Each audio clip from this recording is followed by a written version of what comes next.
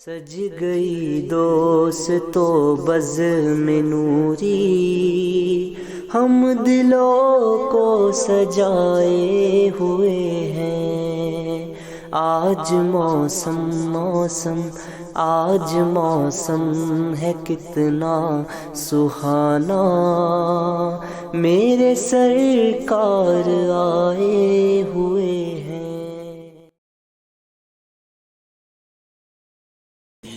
السلام علیکم ورحمۃ اللہ وبرکاتہ۔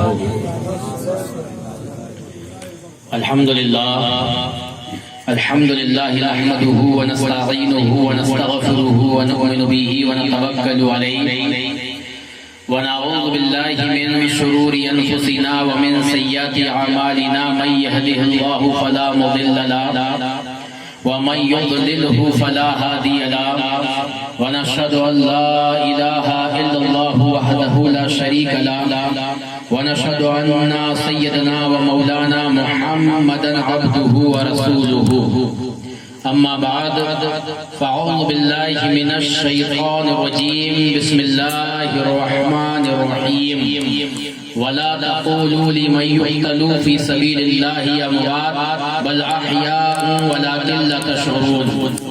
آمنت بالله صدق الله المولانا العظيم، وبلغنا رسوله النبي الأمين المتين الكريم، ونحن على ذلك لمن الشاهدين والشاكرين، والحمد لله رب العالمين۔ ابھی میں نے قرآن کریم فرقان حمید سے بڑی مشہور و معروف ایک آیت کریمہ تلاوت کی۔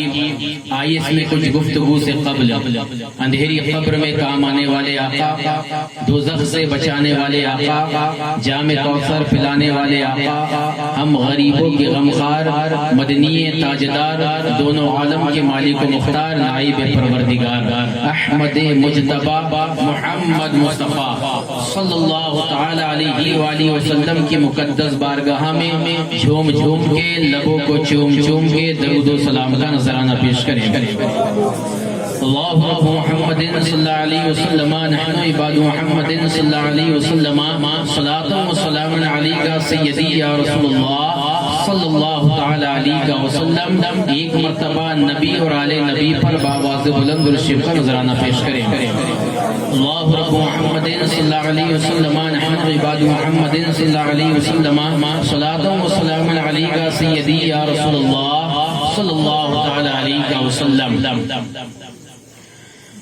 رضائے حق پہ جا دیتے ہیں انسان ایسے ہوتے ہیں، رضائے حق پہ جا دیتے ہیں انسان ایسے ہوتے ہیں، ثنا اس طرح ہوتی ہے ثنا خاں ایسے ہوتے ہیں، ثنا اس طرح ہوتی ہے ثنا خاں ایسے ہوتے ہیں، اور کٹا کے سر جناب حر نے یہ آدھا سے فرمایا، کٹا کے سر جناب حر نے یہ آدھا سے فرمایا، نبی بھی آل کے قدموں پہ قرباں ایسے ہوتے ہیں، نبی بھی آل کے قدموں پہ قرباں ایسے ہوتے ہیں، اور جناب حضرت اصغر کو رکھ کے شاہ نے فرمایا، لحد میں حضرت اصغر کو رکھ کے شاہ نے فرمایا، تیری جنت کے وارث دیکھ رضوان ایسے ہوتے ہیں، تیری جنت کے وارث دیکھ رضوان ایسے ہوتے ہیں، اور لٹا کے اپنا سب کچھ سر بھی دے دیتے ہیں نذرانہ،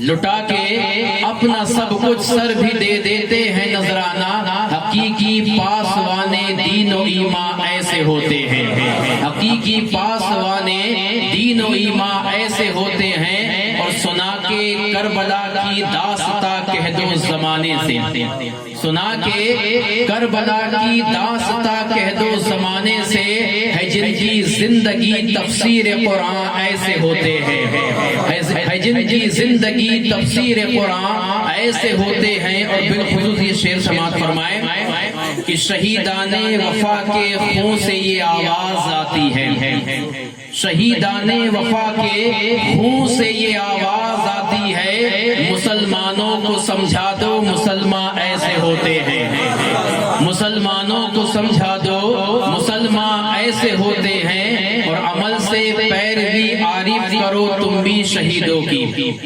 عمل سے پیروی عارف کرو تم بھی شہیدوں کی، زمانے کو بتا دو حق پہ قرباں ایسے ہوتے ہیں، زمانے کو بتا دو حق پہ قرباں ایسے ہوتے ہیں۔ محترم سامعین کرام، بڑا متبرک، بڑا بابرکت، بڑا باعظمت یہ مہینہ ہمارے اوپر سایہ فگن ہے، جسے ہم محرم الحرام کے نام سے یاد کرتے ہیں۔ ویسے تو یہ مہینہ جو ہے کئی فضیلتوں کا جامع ہے، مگر اس کو عروضیت، اس کو بلندی، اس کو شہرت ملی ہے تو حضرت امام حسین سے اور تمام شہیدان کربلا اور جنگ کربلا سے۔ یہ مہینہ مخصوص حضرت امام حسین رضی اللہ تعالی عنہ سے ہے، اور انہی کے نام سے اس مہینے کو یاد کیا جاتا ہے۔ تو جنگ کربلا سے پہلے یوں تو بہت ہی جنگ ہوئی ہیں، اور ایسی جنگ ہوئی ہے کہ جو اپنے کمال و فضائل میں ایک الگ مقام رکھتی ہے، مگر اگر ہم دیکھیں تو صرف اور صرف اگر شدت کے ساتھ یاد کیا جاتا ہے اور اس کو تفصیل کے ساتھ بیان کیا جاتا ہے تو وہ ہے جنگ کربلا، وہ ہے کربلا کی جنگ۔ حتیٰ کہ جنگ بدر بھی ہوئی ہے، جنگ احد بھی ہوئی ہے، جنگ خندق بھی ہوئی ہے، اور دیگر جنگ ہوئی ہے جس میں صرف صحابہ اکرام نے جنگ نہیں کی ہے، خود میرے سرکار دو عالم صلی اللہ علیہ وسلم اس جنگ میں جو ہے جلوہ افروز ہوئے ہیں۔ مگر جب ان جنگوں کے واقعات بیان کیے جاتے ہیں یا ان کا تبصرہ آتا ہے تو معاملہ یہ ہوتا ہے کہ ضمناً اسے بیان کر کے خطیب جو ہے آگے گزر جاتا ہے، مگر اگر کسی کو تفصیلاً بیان کیا گیا ہے، تفصیل سے بیان کیا گیا ہے تو وہ ہے جنگ کربلا۔ کیوں؟ سوال پیدا ہوتا ہے۔ اور جنگ تھی جس میں سرکار دو عالم صلی اللہ علیہ وسلم خود جلوہ افروز اور حاضر ہوئے، مگر آج نہ انسان اس جنگ کو یاد کرتا ہے، نہ اس کو تفصیل سے جانتا ہے کہ جنگ بدر ہوئی کیوں تھی، جنگ خندق ہوئی کیوں تھی، جنگ خیبر ہوئی کیوں تھی، کیونکہ اسے ہر خطیب، ہر علماء جو ہے تفصیلاً بیان کرتا ہی نہیں ہے، کرتا ہے تو جنگ کربلا کو کرتا ہے۔ اور یہ جنگ کربلا صدیوں سے اس کے واقعات بتائے جا رہے ہیں، تو صرف اسے خطیب یاد نہیں رکھتا ہے، آج ایک عام انسان کو بھی اس کی تفصیل یاد ہو گئی ہے۔ تو معاملہ یہ ہے کہ اور جنگ کو یاد نہیں کیا جا رہا ہے، کیا جا رہا ہے تو جنگ کربلا کو۔ سوال پیدا ہوتا ہے تو اس کا جواب یہ ہے کہ جتنی جنگ ہوئی ہے وہ اسلام کو پھیلانے کے لیے ہوئی ہے، اور جنگ کربلا ہوئی تو اسلام کو بچانے کے لیے ہوئی ہے۔ سبحان اللہ۔ جو جنگ کربلا ہوئی وہ اسلام کو بچانے کے لیے ہوئی ہے، اور یہ جنگ کربلا جو ہے نا صرف اور صرف اس میں امام حسین نے اپنے سر کو نہیں کٹایا، صرف اور صرف اپنے گھرانے کو نہیں لٹایا۔ یہ جو جنگ کربلا ہے یہ ہمیں کئی چیز کا درس دیتی ہے۔ وہاں سے ہمیں درس صبر کا ملتا ہے، استقامت کا ملتا ہے، وہاں سے ہمیں جو درس ملتا ہے وہ عظمت و اہمیت کا ملتا ہے، وہاں سے ہمیں درس ملتا ہے تو عزت و وقار کا ملتا ہے، ہمیں وہاں سے درس ملتا ہے تو وہاں سے ہمیں عزت و وقار و اہمیت، یہ سارے درس ہمیں جنگ کربلا دیتی ہے۔ صبر کا درس سب سے زیادہ ہمیں جنگ کربلا دیتی ہے، ہدایت کا درس ہمیں جنگ کربلا دیتی ہے، استقامت کا درس ہمیں جنگ کربلا دیتی ہے۔ جنگ کربلا صرف سر کٹانے کا نام نہیں ہے، گھر لٹانے کا نام نہیں ہے، صبر و استقامت کا نام جنگ کربلا ہے۔ اور آپ نے جو ہے جنگ کربلا کے واقعات تو بہت سنے، مگر آج کا جو موضوع رکھا گیا ہے وہ ہے باد کربلا، اور عموماً یہ بیان نہیں کیا جاتا، بہت کم یہ بیان ہوتا ہے، اور بیان کرنے کے لیے اسے جگر چاہیے، کلیجہ چاہیے کہ باد کربلا کے واقعات تو ہم سنتے ہیں کہ آپ نے دیکھا کہ حضرت امام حسین نے جو ہے اپنے 6 ماہ کے بچے کو بھی قربان کر دیا، اپنے 18 سال کے جوان کو بھی قربان کر دیا، اپنے بھتیجے اپنے بھانجے اونو محمد کو بھی قربان کر دیا، حتیٰ کہ اپنے آپ کو بھی قربان کر دیا۔ اور یہاں تک آپ نے جنگ کی کیفیت اور جنگ کے واقعات کو سماعت کیا ہے۔ وقت بہت کم ہے، اس لیے میں جو ہے تمہید نہیں باندھا، بس چند تمہید باندھ کے اور یہاں سے میں واقعہ کی طرف چلتا ہوں کہ اس کے بعد ہوا کیا، اس کربلا کے میدان میں ہوا کیا۔ جب حضرت امام حسین رضی اللہ تعالی عنہ کو شہید کر دیا گیا تو ظالم یزیدیوں نے یہاں پر بس نہیں کیا۔ معاملہ یہ ہوا کہ حضرت امام حسین کا لاشا خاک و خون میں پڑا ہوا ہے میدان کربلا میں، وہیں آپ کے بھائی حضرت عباس علمبردار ہے، وہیں آپ کے بیٹے ہیں، وہیں آپ کے بھائی ہیں، وہیں آپ کے بھتیجے ہیں، وہیں آپ کے بھانجے ہیں۔ معاملہ یہ ہے کہ یزیدیوں نے صرف قتل کر کے، صرف شہید کر کے بس نہیں کیا، اس کے بعد یہ ہوا، حکم دیا گیا کہ ان لاشوں پہ گھوڑے دوڑائے جائیں اور ان گھوڑوں کی ٹاپوں سے امام حسین اور آپ کے اقربا جتنے تھے تمام کی لاشوں کو اور تمام کے لاشیں کو جو ہے پامال کیا گیا۔ یہاں پر بھی ظالموں نے بس نہیں کیا۔ تاریخ بتاتی ہے کہ جو جھبہ مبارک آپ نے پہنا ہوا تھا اسے آپ کے تن سے جدا کر دیا گیا، اور معاملہ یہ ہے کہ صرف اور صرف حضرت امام حسین کے سر کو جو ہے قلم کیا گیا تھا، اور جو شہید ہوئے تھے یا تو نیزے سے شہید ہوئے تھے یا تلوار سے شہید ہوئے تھے یا تیروں کے زخم سے شہید ہوئے تھے، مگر ان ظالموں نے معاملہ یہ ہے کہ جب شہید ہو گئے تو جتنے شہید تھے تمام کے سر کو جو ہے ان کے تن سے جدا کیا، اور جدا کرنے کے بعد تمام کے سروں کو نیزے پہ اٹھا لیا۔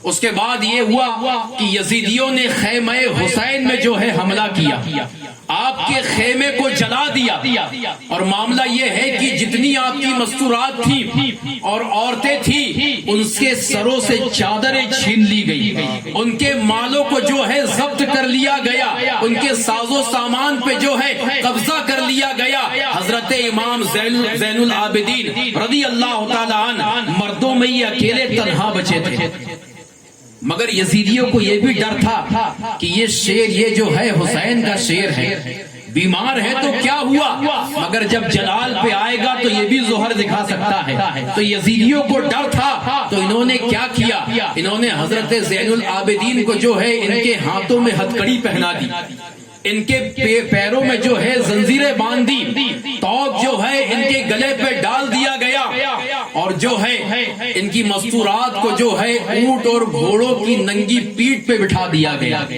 اور اس کے بعد یہ میدان کربلا میں تواریخ بتاتی ہے کہ 2 دن قیام پذیر رہے، اور 2 دن کا معاملہ یہ ہوا کہ انہوں نے جو اپنے طرف کے جتنے مارے گئے تھے یزیدی فوج سے، تو جو عمر بن سعد ہے اس نے ان کے جنازے پڑھے، ان کو دفنایا، مگر جو ادھر خانوادہ آل رسول کے چشم و چراغ تھے ان کی جو لاشیں تھی وہ اسی طرح خاک و خون میں پڑی رہی۔ کسی کو توفیق نہیں ہوئی کہ انہیں کی نماز جنازہ پڑھی جائے، انہیں بھی دفن کیا جائے۔ اپنے آدمی کو نماز جنازہ پڑھوا کے اور دفن کر دیا گیا، اور پھر ان لوگوں نے کیا کیا، ان لوگوں نے اسی میدان کربلا میں 2 دن جو ہے فتح کا جشن منایا، فتح کا جشن منایا کہ ہم نے جو ہے خیمہ حسینی کو اور خانوادہ رسول کے چشم و چراغ کو شکست دے دی ہے اور ہم نے جیت حاصل کر لی ہے۔ تو معاملہ یہ ہوا کہ اسی میدان کربلا میں جو ہے جشن مناتے رہے، شرابوں کا زور و شور چلتا رہا، رقاصیں جو ہیں ناچتی رہی، اس طریقے سے انہوں نے وہاں پر 2 دن جشن منایا، اور 2 دن جشن منانے کے بعد یہ میدان کربلا سے کوفہ کی جانب نکلے، اور کہاں نکلے؟ دربار ابن زیاد میں نکلے، جہاں ابن زیاد کا دربار تھا۔ تو وہ جو بچے ہوئے نفوس قدسیہ تھے ان کو جو ہے اونٹ اور گھوڑے کی ننگی پیٹھ پر جو ہے بٹھایا گیا، اور بٹھانے کے بعد تمام سروں کو جو ہے نیزے پہ چڑھایا گیا، سر آگے چلتے، مستورات کی جو تھی وہ پیچھے چلتے، اور حضرت امام زین العابدین کو پیدل جو ہے انہیں جنزیر پہنا کر چلایا جاتا، اور اس طریقے سے وہ جو کربلا سے کوفہ کا سفر تھا وہ چند میلوں کا نہیں تھا، منیمم 90 سے 100 میٹر کا معاملہ تھا۔ وہاں سے جو ہے یزیدی جو ہے اور یزیدی کے سپاہی جو ہے وہ حضرت امام زین العابدین کو جو ہے تنہا اور پیدل لے کے چلتے، اور آپ کی جو مستوراتیں ہیں وہ اونٹوں پہ چلتی، اور کچھ گھنٹوں کا سفر کرنے کے بعد یا ایک دن کا سفر کرنے کے بعد یہ جو ہے کوفہ پہ پہنچے اور دربار یزید میں پہنچے، اور پہنچنے کے بعد رات ہو چکی تھی۔ تو ان کا جو ایک امیر تھا عمرو بن سعد کے ساتھ، وہ تھا خولی بن یزید، اور جس کے ہاتھ میں حضرت امام حسین کا سر مبارک تھا۔ تو یہ گیا تو دیکھا ہے کہ کیسرہ عمارت کا جو ہے دروازہ بند ہو چکا ہے، تو اس نے کیا کیا، اس سر کو اپنے گھر میں لے کے گیا، اور گھر میں لے جانے کے بعد اپنی بیوی سے کہتا ہے کہ میں نے تمہارے لیے بڑا خوبصورت تحفہ لے کے آیا ہے، اور اسے کیا کیا، ایک برتن کے نیچے ڈھک کے رکھ دیا۔ جب اس کی اہلیہ نے یہ منظر دیکھا تو کہا کہ اے خولی بن یزید، تیرا برا ہو، لوگ تو تحفہ میں سونے اور چاندی لاتے ہیں، تو نے رسول کے جگر کے ٹکڑے کا سر لے کے آیا ہے، اب میں تیرے ساتھ ایک منٹ بھی نہیں رہ سکتی۔ وہ محبان اہل بیت تھی، اس نے ترنت جو ہے اپنے شوہر سے جدائی اختیار کر لی، یہ تو جا کے سو گیا، مگر وہ آگے جو ہے حضرت امام حسین رضی اللہ تعالی عنہ کے سر کے پاس آ کر بیٹھ گئی، اور جب رات کا ایک پہر گزرا نا تو وہ خولی بن یزید کی بیوی جو ہے وہ بیان کرتی ہے کہ میں نے دیکھا کہ میرے گھر کا جو اوپر جو ہوتا ہے ایک جہاں سے لائٹ اور جہاں سے روشنی آتی ہے، وہاں سے میں نے دیکھا کہ آسمان سے اس جو ہے سر مبارک پہ نور اتر رہا ہے، اور میں نے دیکھا کہ اس سر کے آس پاس جو ہے وائٹ اور سفید خوبصورت پرندے منڈرا رہے ہیں۔ یہ منظر میں نے دیکھا، یہ خولی بن یزید کی جو ہے بیوی بیان کرتی ہے۔ اس کے بعد صبح ہوئی تو جو ہے خولی بن یزید نے حضرت امام حسین رضی اللہ تعالیٰ عنہ کے سر کو جو ہے اس کے دربار میں پیش کیا، اور جتنے سر تھے تمام کو تشت میں سجا کے ابن زیاد کے سامنے رکھا گیا، تو وہ بدبخت جو ہے اس کے ہاتھ میں ایک چھڑی تھی، وہ چھڑی سے کبھی حضرت امام حسین رضی اللہ تعالیٰ عنہ کے ہونٹوں کی طرف جو ہے چھڑی گھماتا، کبھی جو ہے رخسار پہ چھڑی گھماتا، کبھی جو ہے ان کی آنکھوں پہ ان کی پیشانی پہ چھڑی گھماتا، یعنی وہ سر مبارک کی توہین کرتا۔ وہاں پر حضرت زینب بھی کھڑی ہوئی ہیں، حضرت زین العابدین بھی کھڑے ہوئے ہیں، اور دیگر نفوس قدسیہ ہیں۔ روایتوں میں آیا ہے کہ ایک بوڑھے صحابی تھے وہاں پر، جن کا نام روایتوں میں زید بن ارقم آیا ہے رضی اللہ تعالی عنہ۔ وہ بڑے بوڑھے ہو چکے تھے، ان کی بینائی بھی کمزور ہو گئی تھی، جسم بھی کمزور ہو گیا تھا۔ جب انہیں پتا چلا کہ حضرت امام حسین رضی اللہ تعالی عنہ کا سر ہے اور یہ زید جو ابن زیاد ہے وہ ان سے چھیڑخانی کرتا ہے، تو وہ کہتے ہیں کہ ابن زیاد تیرا برا ہو، تو نواسہ رسول کے رخسار و ہونٹ سے کھیلتا ہے۔ میں نے اپنی آنکھوں سے دیکھا ہے جب یہ چھوٹے تھے سرکار دو عالم صلی اللہ علیہ وسلم کی گود میں ہوا کرتے تھے، تو میں نے اپنی آنکھوں سے دیکھا ہے کہ سرکار کبھی ان کے رخسار کو چومتے تھے، کبھی ان کے ہونٹ کو چومتے تھے، کبھی ان کی پیشانی کو چومتے تھے، جسے سرکار نے چوما ہے۔ اے بدبخت ابن زیاد، تو ان کی گستاخی کرتا ہے اور وہاں پر تو چھڑی گھماتا ہے۔ تو ابن زیاد نے جب یہ سنا نا تو وہ غیظ و غضب میں آ گیا، کہتا ہے کہ اگر تم بوڑھے نہیں ہوتے نا تو میں ابھی تمہارا قتل کروا دیتا، تمہارا سر تن سے جدا کروا دیتا۔ اور ایک روایت میں یہ بھی آیا ہے کہ اس نے جو ہے جلاد کو حکم دیا کہ انہیں لے کر جایا جائے اور ان کے سر کو قلم کر دیا جائے، ان کے سر کو قلم کر دیا جائے۔ تو یہ معاملہ وہاں پر ہوا، اور پھر کچھ دن تک کے جو ہے ابن زیاد نے قافلہ حسین کو چند دن جو ہے کوفہ میں رکھا۔ اب یہاں پر بڑے ایک واقعات ہیں، مگر میں مخصوص واقعات بیان کر کے آگے جانا چاہتا ہوں تاکہ آپ کو بعد کربلا بھی پتا چل جائے۔ اور پھر مجھے بتایا گیا کہ یہ عمرہ میں جا رہے ہیں، اس کے مناسبت سے بھی جو ہے یہ مجلس رکھی گئی ہے، تو اس میں بھی کچھ کلام کرنا ہے۔ دو موضوع ہو گئے ہیں آج۔ تو یہاں کچھ دن رہنے کے بعد جو ہے ابن زیاد نے یزیدیوں کو حکم دیا کہ انہیں ملک شام جو ہے یزید کے دربار میں لے کے جایا جائے۔ اب معاملہ یہ ہوا کہ اسی انداز میں جو ہے تمام مستورات کو جو ہے اونٹ اور جو ہے گھوڑے کی ننگی پیٹھ پہ جو ہے باندھ دیا گیا، اور حضرت امام زین العابدین کو پیدل جو ہے آپ کو ہتھکڑی پہنا کر لے جایا گیا۔ اب یہ جو ہے جا رہے ہیں، جاتے جاتے ایک مقام پر ان کا پانی ختم ہو گیا۔ اب جب پانی ختم ہوا نا تو اس وقت میں صحرا ہوتے تھے، قریب میں پانی نہیں ملتا تھا، تلاش کرنا پڑتا تھا۔ جب پانی جو ہے ملتا تھا پینے کے لیے تو چلچلاتی دھوپ تھی، دھوپ کا معاملہ تھا، دوپہر کا وقت تھا۔ یہ بدبختوں نے کیا کیا، چند لوگوں کو جو ہے وہ پانی کی تلاش میں بھیجا، اور دھوپ سے بچنے کے لیے انہوں نے خیمہ نصب کیا، اور خیمہ نصب کرنے کے بعد یہ اپنے خیموں میں آرام کرنے کے لیے چلے گئے، اور وہ شہزادی رسول اور وہ نفوس قدسیہ ان کو چلچلاتی دھوپ میں جو ہے چھوڑ دیا۔ دھوپ کا معاملہ ہے، اور معاملہ یہ ہے کہ یہ تپتی دھوپ میں صحرا کے اوپر جو ہے بیٹھے ہوئے ہیں صحرا میں، اور چلچلاتی دھوپ لگ رہی ہے۔ معاملہ یہ ہوا کہ وقت زیادہ ہو گیا پانی تلاش کرنے میں، تو اس میں ایک جو ہے حضرت امام حسین رضی اللہ تعالی عنہ کی بیٹی تھی، جن کا نام روایتوں میں سکینہ آیا ہے۔ یہ عربی لفظ ہے، اگر اس کا اردو معنی میں آئے تو سکینہ لفظ ہوتا ہے عام لفظوں میں، تو یہ مشہور سکینہ ہے، مگر اگر اسے روایتوں میں دیکھا جائے تو نام سکینہ آتا ہے۔ تو حضرت سکینہ رضی اللہ تعالی عنہ نے دیکھا کہ دور ایک ٹیلا ہے، تو آپ وہ ٹیلے کی چھاؤں میں چلی گئی، اور جب وہاں پر چھاؤں ملی تو کئی دن کی تھکی ہاری تھی، نیند لگ گئی۔ اب جب نیند لگ گئی تو کسی کو معلوم نہیں کہ آپ کجاوے سے نکل کر جو ہے اور اس ٹیلی کے اندر چلی گئی ہے۔ اب یزیدیوں نے پانی پا لیا، پانی سے سیراب ہو گئے، اور سیراب ہونے کے بعد حکم دیا گیا کہ اب جو معاملہ ہے اسے آگے بڑھایا جائے، اور قیدیوں کو لے کے آگے چلا جائے۔ تو وہاں سے جو ہے قیدی کو آگے بڑھایا گیا، اور یہ فوج آگے بڑھی، ابھی چند قدم چلی تھی کہ جس یزید کے ہاتھ میں، یزیدی کے ہاتھ میں حضرت امام حسین رضی اللہ تعالیٰ عنہ کا سر تھا، وہ اچانک اس کے ہاتھ سے وہ نیزہ چھوٹا، اور چھوٹنے کے بعد جو ہے وہ زمین پہ نصب ہو گیا۔ اب اسے نکالنے کی کوشش کی جا رہی ہے، مگر وہ نیزہ نکلنے کو خالی نہیں ہے۔ کئی یزیدیوں نے جو ہے اپنے طاقت کے ظہر دکھا دیے، زور لگا لیا، مگر معاملہ یہ ہے کہ وہ جو ہے نکلتا نہیں۔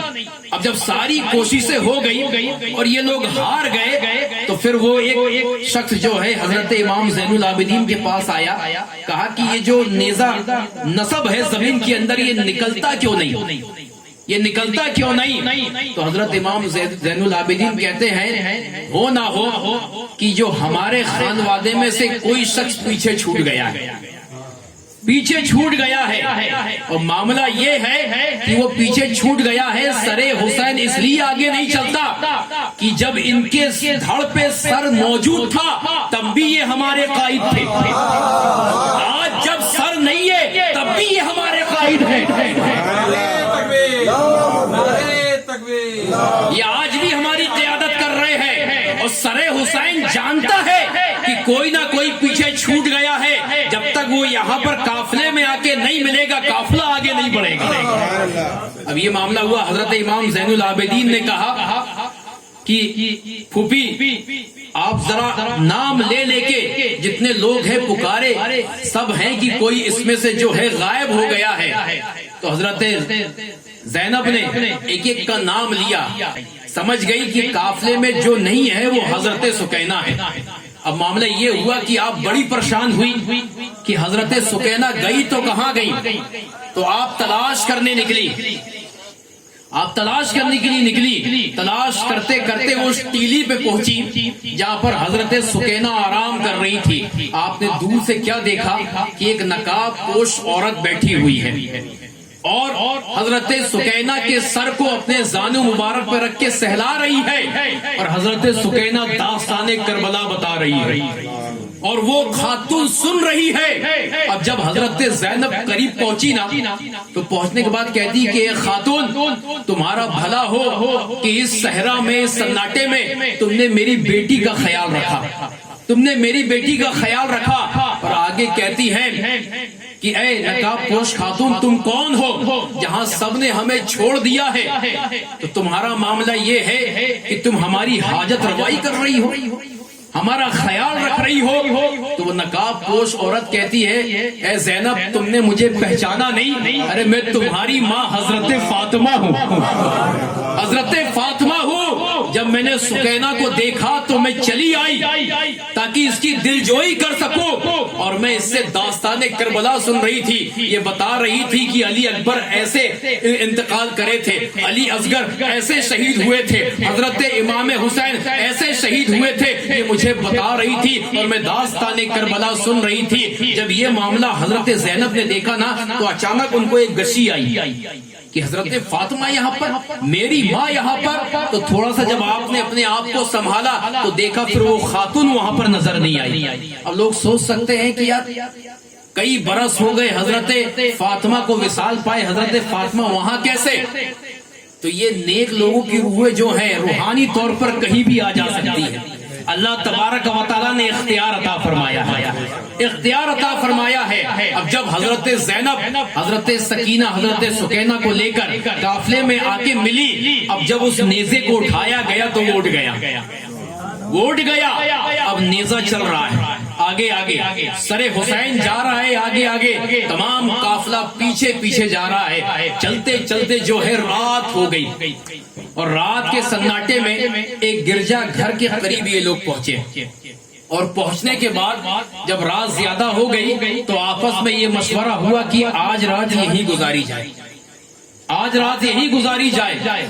تو وہاں پر مشورہ ہوا اور لوگوں نے وہی قیام کیا اور اپنے خیمے نصب کر کے وہیں پر رک گئے۔ اور جب رکے تو اس گرجا گھر کا جو پادری تھا نا، اس نے دیکھا کہ یار بڑے متبرک سر ہیں، تن سے جدا تو ہو گئے ہیں مگر ان کی نورانیت نہیں گئی ہے، ان کی رونقیں نہیں گئی ہے، یہ تو جو ہے 14ویں رات کے چاند کی طرح ان کے چہرے چمک رہے ہیں۔ تو اس نے ایک یزیدی سے پوچھ لیا یہ تو بتاؤ یہ ہے کون، یہ کن کا سر ہے؟ تو اس نے کہہ دیا یہ باغیوں کا سر ہے، یہ باغیوں کا سر ہے، انہوں نے جو ہے ہمارے خلیفہ کے خلاف بغاوت کیا تھا تو انہیں جو ہے قتل کر دیا گیا ہے۔ پھر جب زیادہ اصرار پہ پوچھا گیا نا تو ایک یزیدی کہتا ہے کہ یہ جو ہے سرکار دو عالم صلی اللہ علیہ وسلم کے جو مسلمانوں کے نبی ہے ان کے نواسے کا سر ہے، ان کے نواسے کا سر ہے۔ تو معاملہ یہ ہے کہ وہ جو گرجا گھر کا پادری تھا نا اس نے توریت پڑھ رکھی تھی، اور توریت میں جو ہے سرکار دو عالم صلی اللہ علیہ وسلم کی عظمت پڑھ رکھی تھی، اس نے ان کے مرتبے پڑھ رکھے تھے اور ان کے خانوادوں کا معاملہ بھی اس کے اندر تھا۔ تو ایک روایت میں یہ آتا ہے کہ جب وہ گرجا گھر کے پاس پہنچے نا تو اس گرجا گھر میں ایک جو ہے شعر لکھا ہوا تھا، اور وہ لکھا تھا کہ اے قاتل حسین تم کیا سمجھتے ہو کہ تم حسین کا قتل کرنے کے بعد جو ہے بچ جاؤ گے یا تمہیں جنت نصیب ہو جائے گی؟ سنو سنو، جن نے قاتل حسین جو ہے انہیں جنت تو بہت دور کی بات ہے، جنت کی خوشبو بھی نصیب نہیں ہوگی۔ یہ روایتوں کے اندر ہے۔ جب یزیدیوں نے یہ پڑھا نا تو پادریوں سے پوچھا کہ یہ بتاؤ کہ یہ شعر یہاں کب سے لکھا ہے؟ تو کہا یہ تو مجھے بھی نہیں معلوم کب سے لکھا ہے، یہ زمانہ قدیم سے لکھا ہوا ہے، زمانے قدیم سے لکھا ہوا ہے۔ تو یزید نے دیکھا نظر انداز کر دیا، مگر جو وہ پادری تھا نا اس کے دل کے اندر ایک تجسس ہوا کہ یار یہ سرے حسین جو ہے اس میں کچھ تو معاملہ ہے۔ تو اس نے کیا کیا کہ ان یزیدیوں کے پاس گیا اور کہا کہ مجھے آج رات تم قیام پذیر ہو، آج رات کے لیے جو ہے اس سر کو مجھے دے دو، اور چاہے تو اس کے بدلے میں جو ہے درہم و دینار مجھ سے لے لو۔ تو وہ یزیدی تھے، پہلی مال کے پیاسے تھے، تو روایتوں میں آیا ہے کہ 10,000 درہم اس نے قیمت ادا کی اور ایک رات کے لیے سر حسین کو لے لیا، اور سر حسین کو لینے کے بعد اس نے کیا کیا، اپنے گرجا گھر کے مخصوص روم میں لے کر گیا جہاں وہ قیام پذیر ہوتا تھا، اور وہاں جانے کے بعد اس کی گرد و غبار کو صاف کیا، مشک و عنبر سے جو ہے اسے دھویا، اور دھونے کے بعد صاف و شفاف کپڑے میں اسے رکھ دیا، اور رکھنے کے بعد بیٹھ گیا اور اس سر حسین کے سامنے بیٹھا رہا۔ رات گزر رہی ہے، ایک پہر گزرا، 2 پہر گزرا، 3 پہر گزرا۔ جب رات کا آخری پہر تھا نا تو اس نے کیا دیکھا کہ آسمان سے سر حسین پہ نور نازل ہو رہا ہے، نور نازل ہو رہا ہے۔ اور اس نے دوسری کیفیت یہ دیکھی کہ کچھ نورانی چہرے والے آسمان سے اترتے ہیں، آسمان سے اترتے ہیں اور باری باری سے جو ہے حضرت امام حسین کے رخسار کو چومتے ہیں، پیشانی کو چومتے ہیں اور چومنے کے بعد واپس چلے جاتے ہیں۔ اب جب اس نے یہ منظر دیکھا نا تو دیکھنے کے بعد تو توریت میں پہلے پڑھ چکا تھا، اس نے سر حسین کو گواہ بنایا، کہا میں آج سے عیسائیت کو چھوڑتا ہوں اور دین محمدی کو اختیار کرتا ہوں۔ جب سے پڑھا اس نے اشہد ان لا الہ الا اللہ واشہد ان محمدن عبدہ ورسولہ۔ نعرہ تکبیر، نعرہ رسالت، یا حسن یا حسن۔ معاملہ یہ ہے کہ سر حسین کا معاملہ یہ ہے کہ جب تک دھڑ کے ساتھ تھا تب بھی لوگوں کو ہدایت یافتہ اور ہدایت کے راستے پر لے کے جا رہا تھا، اب جب دھڑ سے الگ ہو گیا ہے تو آج بھی وہ سر حسین ہدایت بنا ہوا ہے، لوگوں کے لیے ہدایت بنا ہوا ہے۔ لوگ جو ہے اسلام میں داخل ہو رہے ہیں اور صرف سر حسین کو دیکھ کر داخل ہو رہے ہیں۔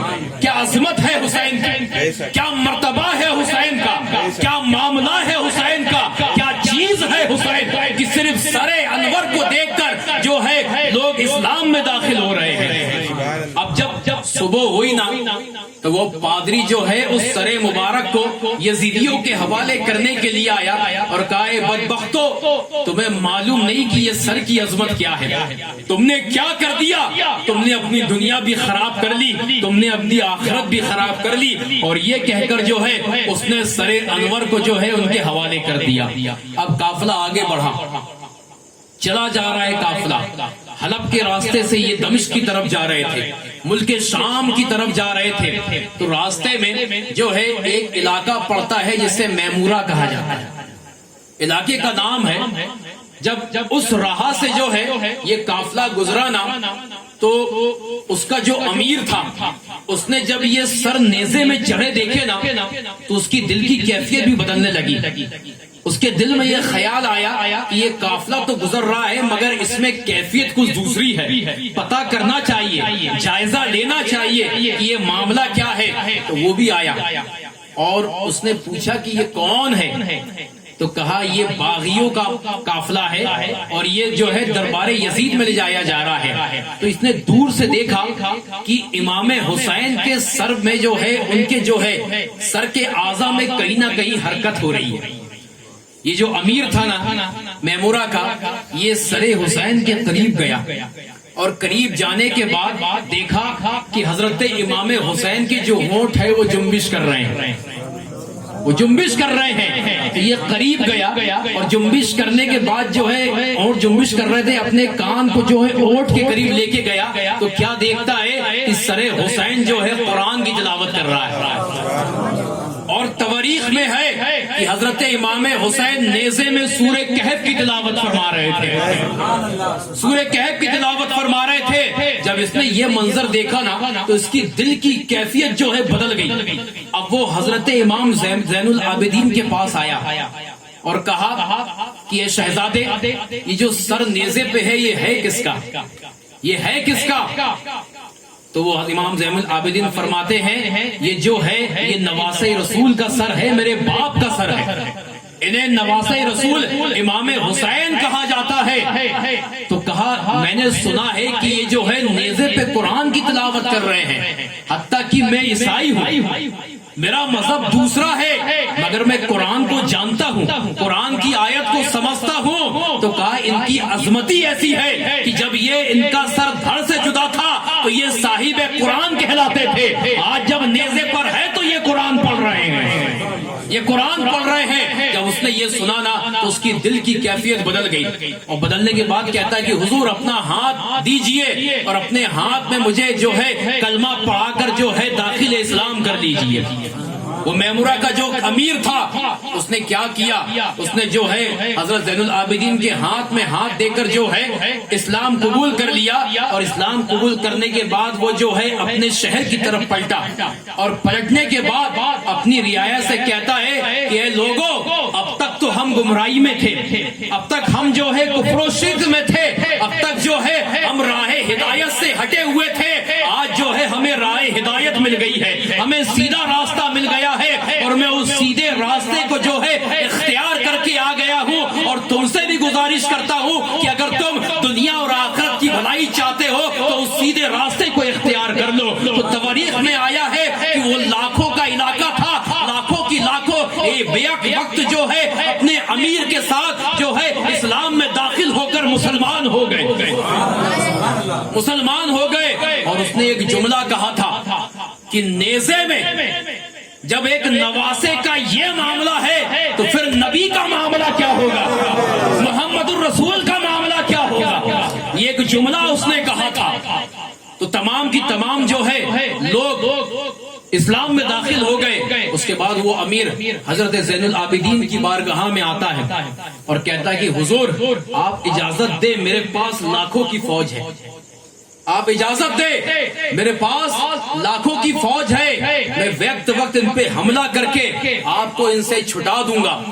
تو حضرت زین العابدین کہتے ہیں کہ نہیں، اس کی ضرورت نہیں ہے، رب کائنات نے ہمیں صبر و استقامت عطا فرمائی ہے۔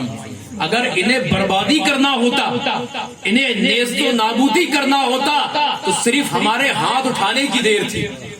اگر ہم ہاتھ اٹھا کر ان بدبختوں کے لیے بد دعا کر دیتے تو اللہ چند منٹوں میں جو ہے ان کو نیست و نابود کر دیتا۔ مگر ہم جو ہے امتحان دینے کے لیے آئے تھے، ہم صبر و رضا کا پیام دینے کے لیے آئے تھے، ہم جو ہے وہاں سے صبر اور استقامت کا جو ہے لوگوں کو درس دینے کے لیے آئے تھے، ورنہ ان کے لیے تو ہماری دعائیں کافی تھی، دعائیں کافی تھی۔ مگر معاملہ یہ ہے کہ میرے نبی نے جو ہے طائف میں پتھر کھا کے لوگوں کو کبھی بد دعا نہیں دی، مکے میں لوگوں نے میرے نبی کو اذیت پہنچائی ہے، مگر کبھی معاملہ یہ ہے کہ انہیں کبھی میرے نبی نے بد دعا نہیں دی۔ جب ہاتھ اٹھائے ہیں سرکار نے ہدایت کی دعا فرمائی ہے، ان کے لیے ہدایت کی دعا رب کی بارگاہ میں کی ہے، حتیٰ کہ رب نے کہا تھا کہ اے میرے محبوب ان کے لیے دعا نہ کرے، میں انہیں ہدایت نہیں دوں گا، یہ ہدایت یافتہ نہیں ہوں گے۔ تو نبی نے فرمایا تھا مولا یہ ہو نہ ہو ان کی آنے والی نسل تو ہدایت پائے گی، ان کی آنے والی نسل تو ہدایت پائی تھی۔ تو ہم اس گھر کے خانوادے کے لوگ ہیں کہ ہم زخم کھا کر بھی، ہم خون بہا کر بھی جو ہے ظالموں کو دعائیں دیا کرتے ہیں۔ یہ جو ہے پیام جو ہے ہمیں میدان کربلا سے ملا ہے، یہ درس جو ہے ہمیں میدان کربلا سے ملا ہے۔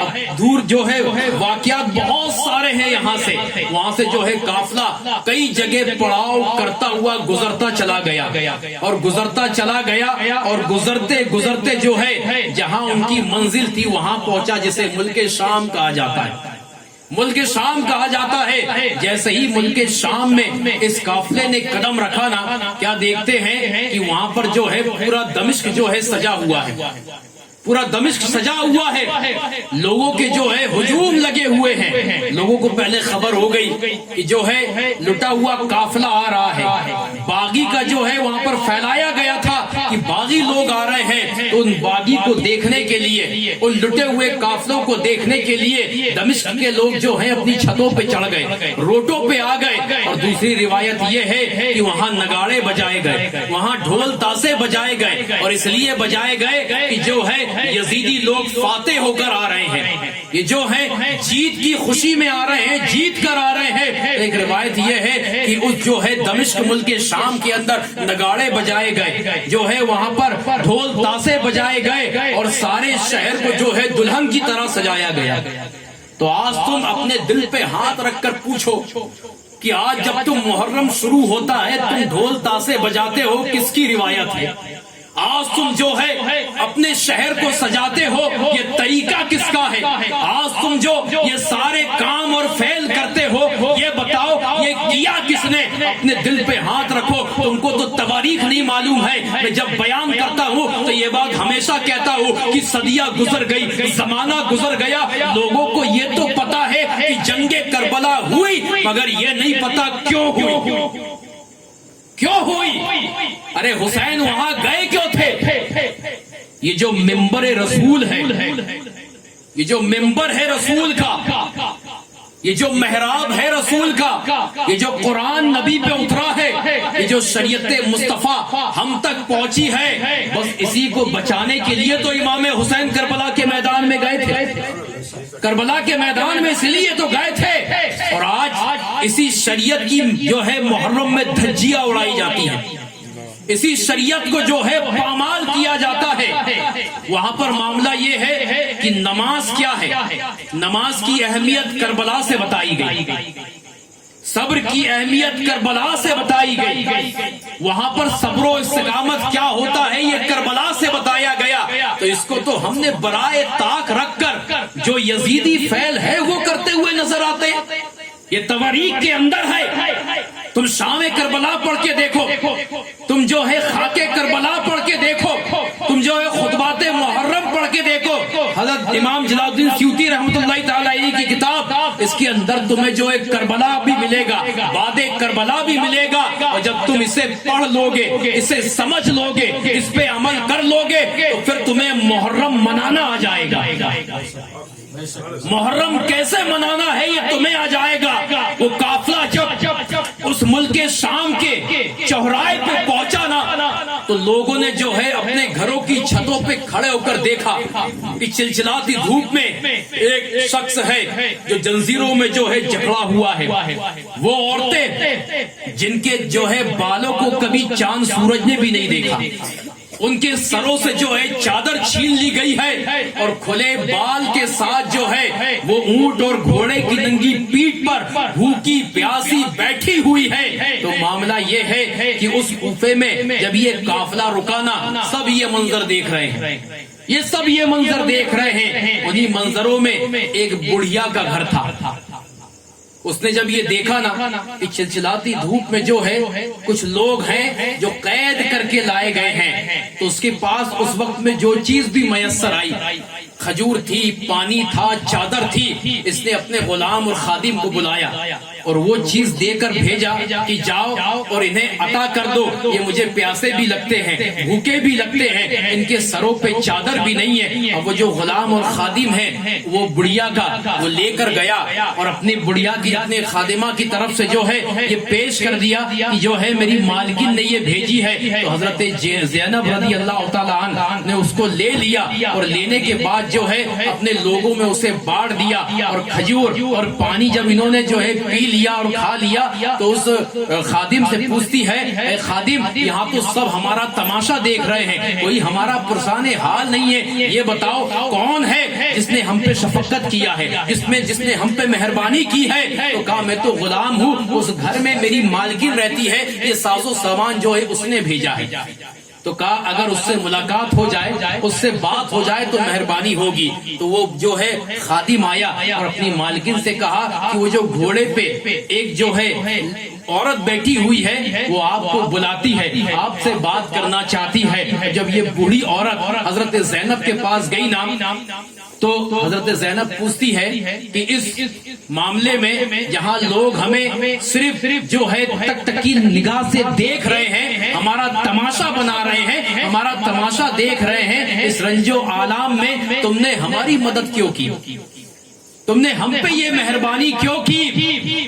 تو اب جو وہ بیان کرتی ہے نا، کہتی ہے بیٹی سنو، میں جب جوان تھی نا، تو جو ہے مدینے میں سید النساء حضرت فاطمہ الزہرا رضی اللہ تعالی عنہا کی کنیز تھی، ان کے پاس خادمہ تھی، اور میں نے برسوں ان کی خدمت کی ہے، برسوں ان کی خدمت کی ہے۔ اور جب میں وہاں سے آنے لگی نا، تو مجھے میری مالکن نے حضرت فاطمہ زہرا نے بہت انعام و اکرام دیے اور ایک وصیت فرمائی، اور فرمایا کہ سنو، جب کبھی تمہارے گھر کے سامنے سے کوئی بھوکا پیاسا قافلہ گزرے نا، تو اسے جو ہے کھجور اور پانی اور جو تمہارے پاس میسر ہو وہ پیش کر دینا، وہ پیش کر دینا۔ تو یہاں سے بتاؤ، لوگ جو ہے میرے نبی کے علم غیب پر اعتراض کرتے ہیں، یہاں ان کی بیٹی جو ہے علم غیب بتا رہی ہے کہ وقت آئے گا میرا بیٹا شہید ہوگا، قافلے اجڑ جائیں گے، اور لٹا ہوا قافلہ ایک وقت ہے وہاں سے گزرے گا، اور اس وقت میں میری خادمہ وہاں موجود ہوگی، تو वसीयत फरमाई कि जब वहां से कोई लुटा हुआ काफिला गुजरे तो तुम्हारे पास जो मयसर हो वो अता कर देना, वो अता कर देना। तो ऐ बेटी सुनो, आज मैं वही अपनी मालकिन की जो है वसीयत पर अमल कर रही हूँ, अपनी वसीयत पर अमल कर रही हूँ। अब जब ये बात हजरत ज़ैनब ने सुनी ना तो अपनी माँ याद आ गई, और वो तुमने देखा कि इसने मेरी माँ को देखा है, तो उसको देखकर जो है हजरत ज़ैनब की आंखों में आंसू आ गए, और आंसू आने के बाद पूछती है कि ऐ बूढ़ी माँ, ये बताओ इसके एवज तुम हमसे क्या चाहती हो, इसका बदला तुम क्या चाहती हो? वो बूढ़ी कहती है कि एक वसीयत तो मैंने पूरी कर दी, बरसों से एक हसरत थी कि जब मैं हजरत फातिमा के पास खादिमा थी ना तो हुसैन छोटे थे, हसन छोटे थे, ज़ैनब छोटी थी, इनको मैंने अपनी गोद में खिलाया है। मुझे ये तो खबर है कि हजरत फातिमा का विसाल हो गया है, हजरत हसन का विसाल हो गया है, मगर मेरी एक तमन्ना है कि मेरी मौत से पहले कम से कम मैं हजरत इमाम हुसैन को देख लूं और वो जो छोटी शहजादी ज़ैनब थी उसकी जियारत कर लूं, बस यही एक तमन्ना है। जब ये बूढ़ी औरत ने आरजू रखी ना तो हजरत ज़ैनब तड़प गई और कहा, ए बूढ़ी माँ, अल्लाह ने तेरी दुआ कबूल कर ली, देख वो जो नेज़े पे सर सबसे ऊंचा है वो इमाम हुसैन का है, और ये जो तेरे सामने ये जो लड़की खड़ी है ये ज़ैनब है, जिसे बचपन में तूने जो है गोदी में खिलाया था, गोदी में खिलाया था। और जब वो बूढ़ी ने ये मामला देखा ना वहां पर कि ये हाल है तो वो ज़ारो कतार रोई, मगर बेबस थी, उसके पास इख्तियार नहीं था कि वो कुछ कर सके। अब मामला ये है कि ये सारी चीज होने के बाद अब ये जो लुटा हुआ काफिला है ये दरबार यजीद में पेश किया गया, और जब दरबार यजीद में पेश किया गया ना तो जिस अंदाज से आया था उसी अंदाज से जो है इसको पेश किया गया। तो बदबख्त जो है तख्त में बैठकर शराब के नशे में था और शतरंज खेल रहा था। इमाम हुसैन ने बैत क्यों नहीं की उसकी? मामला ये था कि इमाम हुसैन जानते थे कि इससे बड़ा शराबी जो फाजिर कोई नहीं है, इसी वजह से इमाम हुसैन ने उसके हाथ में हाथ नहीं दिया और ये पैगाम दे दिया कि सामने कितने भी बड़े खानवादे का शहजादा क्यों ना हो, कितने भी बड़े खानवादे का शहजादा क्यों ना हो, और उसका सिलसिला कितना भी पुख्ता मुत्तसिल क्यों ना हो, देखना तो ये है कि शरीयत का पाबंद है कि नहीं है। था ना एक सहाबी रसूल का बेटा जिसे हजरत अमीर माविया बिन सुफियान रदी अल्लाह तआला अन्हु कहा जाता है ना, लोग लानो तान करते हैं। वो सहाबी का मामला अलग था, बेटे का मामला अलग था। बेटी की वजह से सहाबी पे जो है उंगली ना उठाओ, रब ने उन्हें रदी अल्लाह अन्हु और रदी अल्लाह कहा है कुरान के अंदर कि बेशक वो मुझसे राजी, मैं उनसे राजी हूँ। तो इसलिए हर सहाबी जो है उनके बारे में अपनी जबान खोलने से पहले समझ लेना, सोच लेना। तो वो यजीद बिन माविया, यजीद का कैरेक्टर अलग था, हजरत माविया का कैरेक्टर अलग था। वो सहाबी रसूल थे, अपनी माथों की आंखों से जो है ना सरकार का दीदार फरमाया था, मगर यजीद का कैरेक्टर अलग था।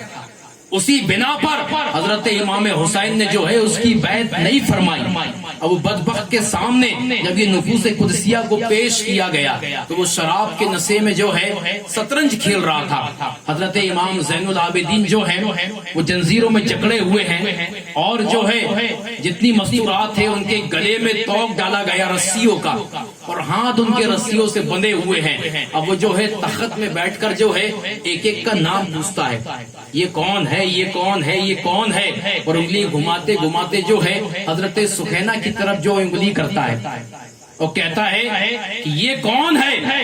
तो हजरत सुखैना जो है वो अपनी जबान नहीं खोलती, वो 2 से 3 मरतबा पूछता है तो कहता है कि तुम बोलती क्यों नहीं। तो हजरत ज़ैनुल आबिदीन कहते हैं कि इसके जो है गले में रस्सी जो है बंधी हुई है वो इतनी टाइट हो गई कि हलक से इसकी आवाज नहीं निकलती, इतनी टाइट रस्सी बांधी गई थी, अगर तुम इसे ढीली कर दो तो कम से कम जो है ये अपनी आवाज निकाले। तो मामला ये हो कि यजीद ने जो है अपने एक खादिम को हुक्म दिया कि जाओ रस्सी खोलो। अब जैसे ही खादिम आगे बढ़ा ना तो मामला ये है कि वो वहां से दौड़कर हजरत ज़ैनुल आबिदीन के पास आकर चिपट गई और लिपट गई उनसे। तो यजीद कहता है अब क्या हुआ? तो हजरत ज़ैनुल आबिदीन कहते हैं, वहां से दर्स देते हैं, काहे बदबख्त, तू کیا سمجھتا ہے یہ عام لڑکی ہے؟ ارے یہ فاطمہ زہرا کی شہزادی ہے کہ جن کے چہرے کو کبھی چاند سورج نے نہیں دیکھا، جن کے دوپٹے کو کبھی چاند سورج نے نہیں دیکھا ہے، اور تو چاہتا ہے کہ کوئی غیر محرم انہیں ہاتھ لگا پائے گا اور یہ اسے ہاتھ لگانے دے گی؟ یہ دوڑ کے اس لیے آئی کہ اسے گوارا نہیں کہ یہ جو ہے غیر محرم اسے چھوئے۔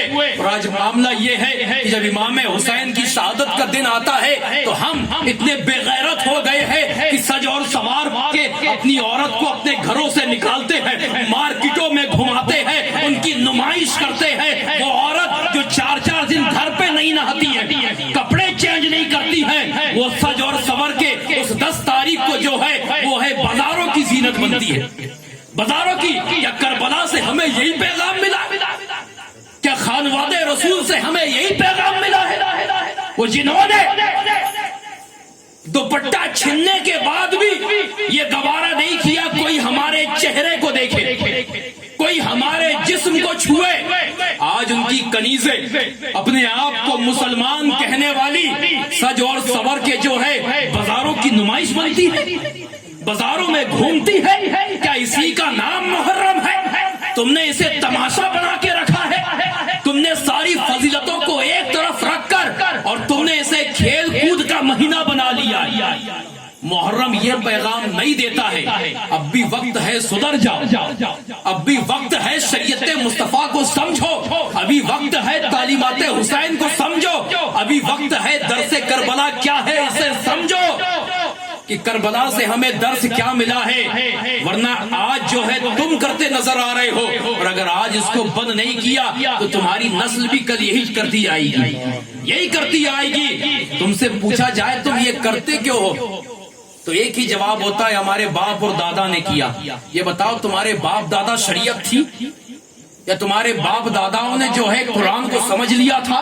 یا تمہارے باپ دادا اپنے وقت کے بڑے علامہ اور پیر موغا تھے؟ نہیں، وہ سب سے بڑے جاہل تھے، اور ان کے سمجھ میں جو آیا وہ جاہل روش جو ہے انہوں نے اپنا لی اور اسے جو ہے روش میں لے کے آگے، اسے جو ہے انہوں نے اپنے دور کا ایک فتنہ بھی بنا لیا، روش بھی بنا لی، اور معاملہ یہ ہے کہ اسے کرتے نظر آ رہے ہیں، اسے کرتے نظر آ رہے ہیں۔ اب جب باپ گیا تو بیٹے کو سرپرستی مل گئی، بیٹا گیا پوتے کو سرپرستی مل گئی، تو یہ کب تک چلاؤ گے؟ آج دنیا چاند میں پہنچ گئی اور تمہارا معاملہ یہ ہے کہ تم ڈھول بجا رہے ہو، تم ڈھول بجا رہے ہو، ڈھول بجاتے بجاتے خود تم ڈھول بن گئے اور لوگ تمہیں بجا رہے ہیں۔ ڈھول بجاتے بجاتے تم خود ڈھول بن گئے ہو، کبھی ادھر سے بجاتے ہیں کبھی ادھر سے بجاتے ہیں۔ نہیں دیکھا تم نے؟ یہ قوم وہ تھی جسے جو ہے سردار اعلیٰ بنا کے بھیجا گیا تھا، یہ قوم وہ تھی جسے اقتدار دے کر بھیجا گیا تھا، یہ قوم وہ تھی جسے سرپرستی دے کر بھیجا گیا تھا، یہ قوم وہ تھی جو علم سے آشنا تھی۔ آج تم نے علم کو چھوڑا، جہلیت کو پکڑ لیا، تو وہ لوگ وہ جو کوڑے کچری بیننے والے تھے نا، انہوں نے جب ایجوکیشن کو اپنایا تو آج بڑی بڑی پوسٹ پر ہیں جہاں ہمیں ہونا چاہیے تھا، اور ایک سائن کے لیے ہم گھنٹوں ان کے آفس کے باہر کھڑے رہتے ہیں۔ یہ آج ہمارا معاملہ ہو گیا، ہمارا۔ تو یہ یہاں تک لایا کس نے؟ اسی جہلیت نے لے کر آئی ہے، اسی روش نے لے کر آئی ہے کہ آج تم جو ہے وہ کچرا بیننے والے جن کی اوقات ہمارے سامنے کچھ نہیں تھی، آج ان کے سامنے ہمیں ایک سائن کے لیے کھڑے رہنا پڑتا ہے، ایک سائن کے لیے کھڑے رہنا پڑتا ہے، ان کے آفیسوں کے چکر کاٹنے پڑتے ہیں۔ تو یہ حال ہوا کیسے؟ اپنی وجہ سے، خود اپنی جہلیت کی وجہ سے، اپنے آپ کو خود ہم نے گرایا ہے، اپنے وقار کو خود ہم نے گرایا ہے۔ ورنہ معاملہ یہ تھا کہ تو سارے جہاں کا رہبر تھا۔ اے قوم مسلمہ ہوش میں آ، بس تقلید نصارہ یاد رہی، اسلاف کی عادت بھول گئے۔ جو قوم کی دنیا کی رہبر، اس قوم کی اب یہ حالت ہے، فلموں کے نغمے ہیں ورد زباں، قرآن کی تلاوت بھول گئے۔ وہ سر حسین کٹنے کے بعد نیزے میں تلاوت قرآن کر رہا ہے، اور اس کی قوم جب اس کا مہینہ آتا ہے قرآن کو کھول کر نہیں دیکھتی، اس کی تعلیمات کو نہیں دیکھتی، اور دعویٰ کرتی ہے ہم حسینی ہے۔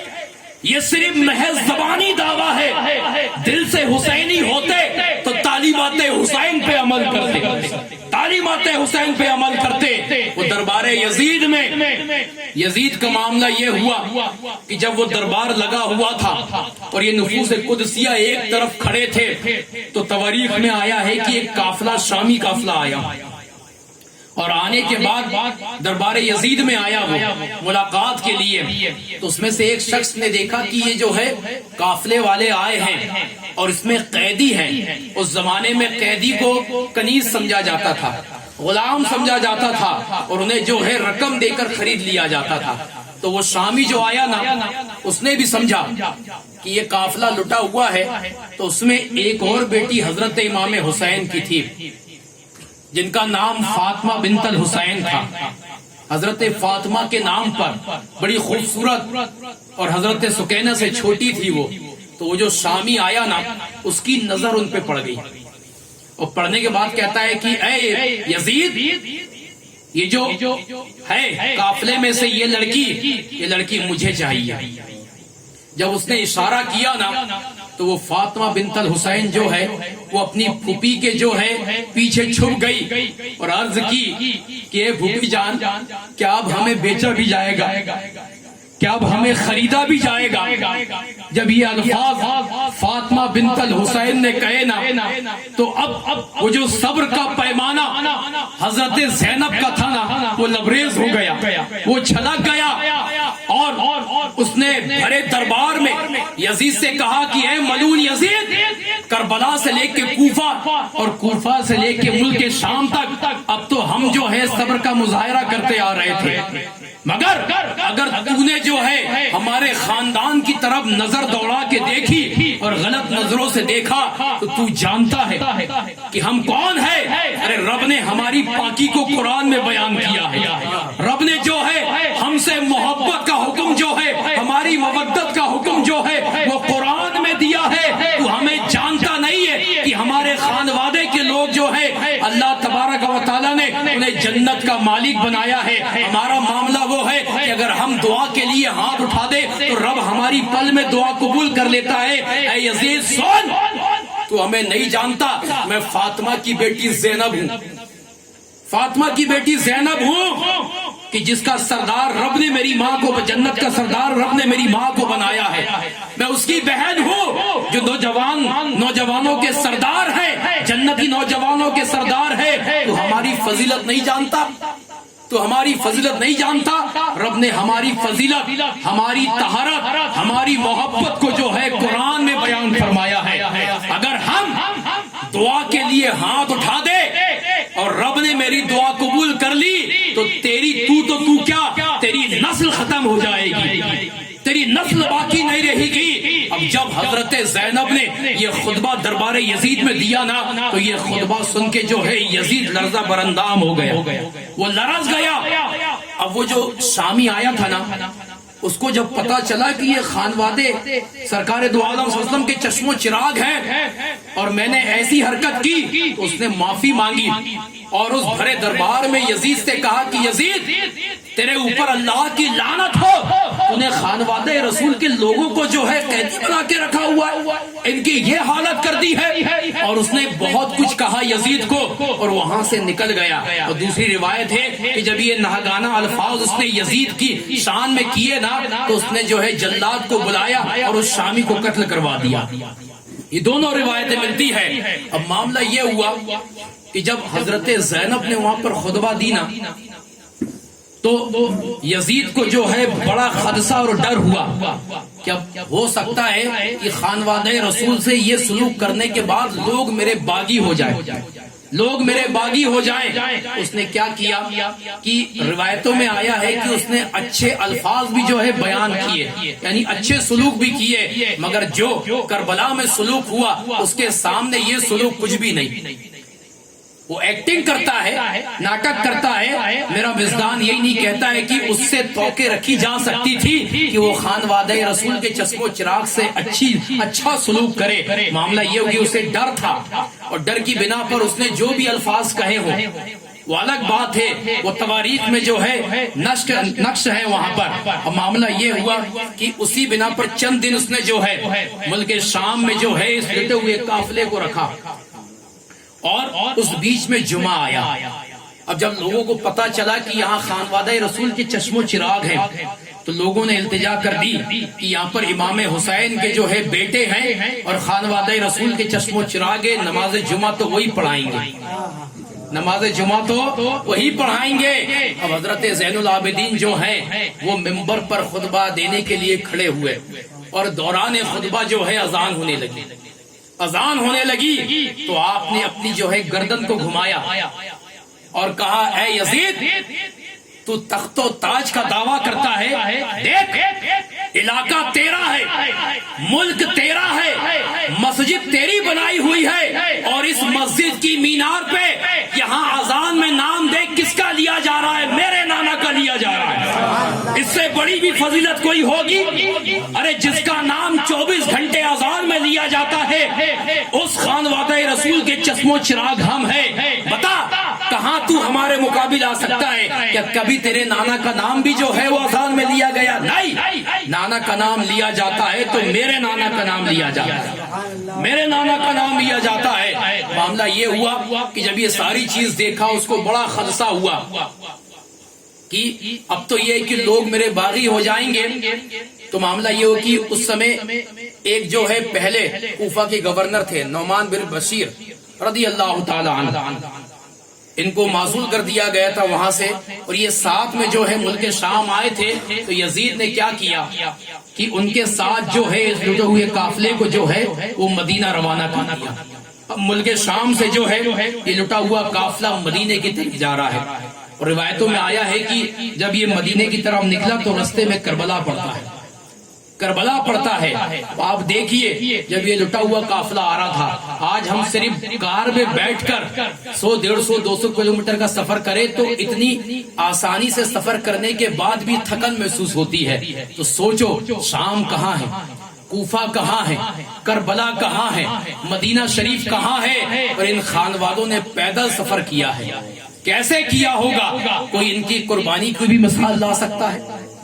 ایک قدم کی مثال نہیں لا سکتا۔ اس دین کی خاطر انہوں نے قربانی دی۔ اب یہ لٹا ہوا قافلہ جو ہے وہ جب کربلا میں آ کے رکا تو ایک روایت میں ہے کہ قافلہ جانے کے بعد نہر فرات کے قریب ایک قبیلہ ہے، وہ قبیلے کے لوگوں نے جو خانوادہ رسول کے چشم و چراغ تھے، حضرت امام حسین، حضرت قاسم، حضرت عبداللہ بن قاسم بن حسن اور دیگر جو ہے بھتیجے بھائی اونو محمد، حضرت علی اصغر، جتنے لوگ تھے ان کو جو ہے دفن کر دیا تھا۔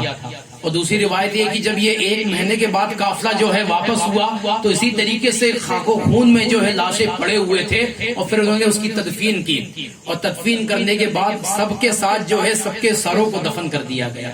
اور تیسری روایت یہ ہے کہ جب آئے تو انہیں لاشیں دفن ملے تو پھر وہ گاؤں والوں کو بلایا گیا، پوچھا گیا کہ تم نے ان لاشوں کو دفن کیا تھا، فلاں لاشا فلاں ایسا دکھتا تھا، کہاں دفن ہے؟ شباہت بتائی گئی، تو پھر جو ہے شباہت بتانے کے بعد ان کے جو ہے سر کو ان کے ساتھ جو ہے دفن کر دیا گیا۔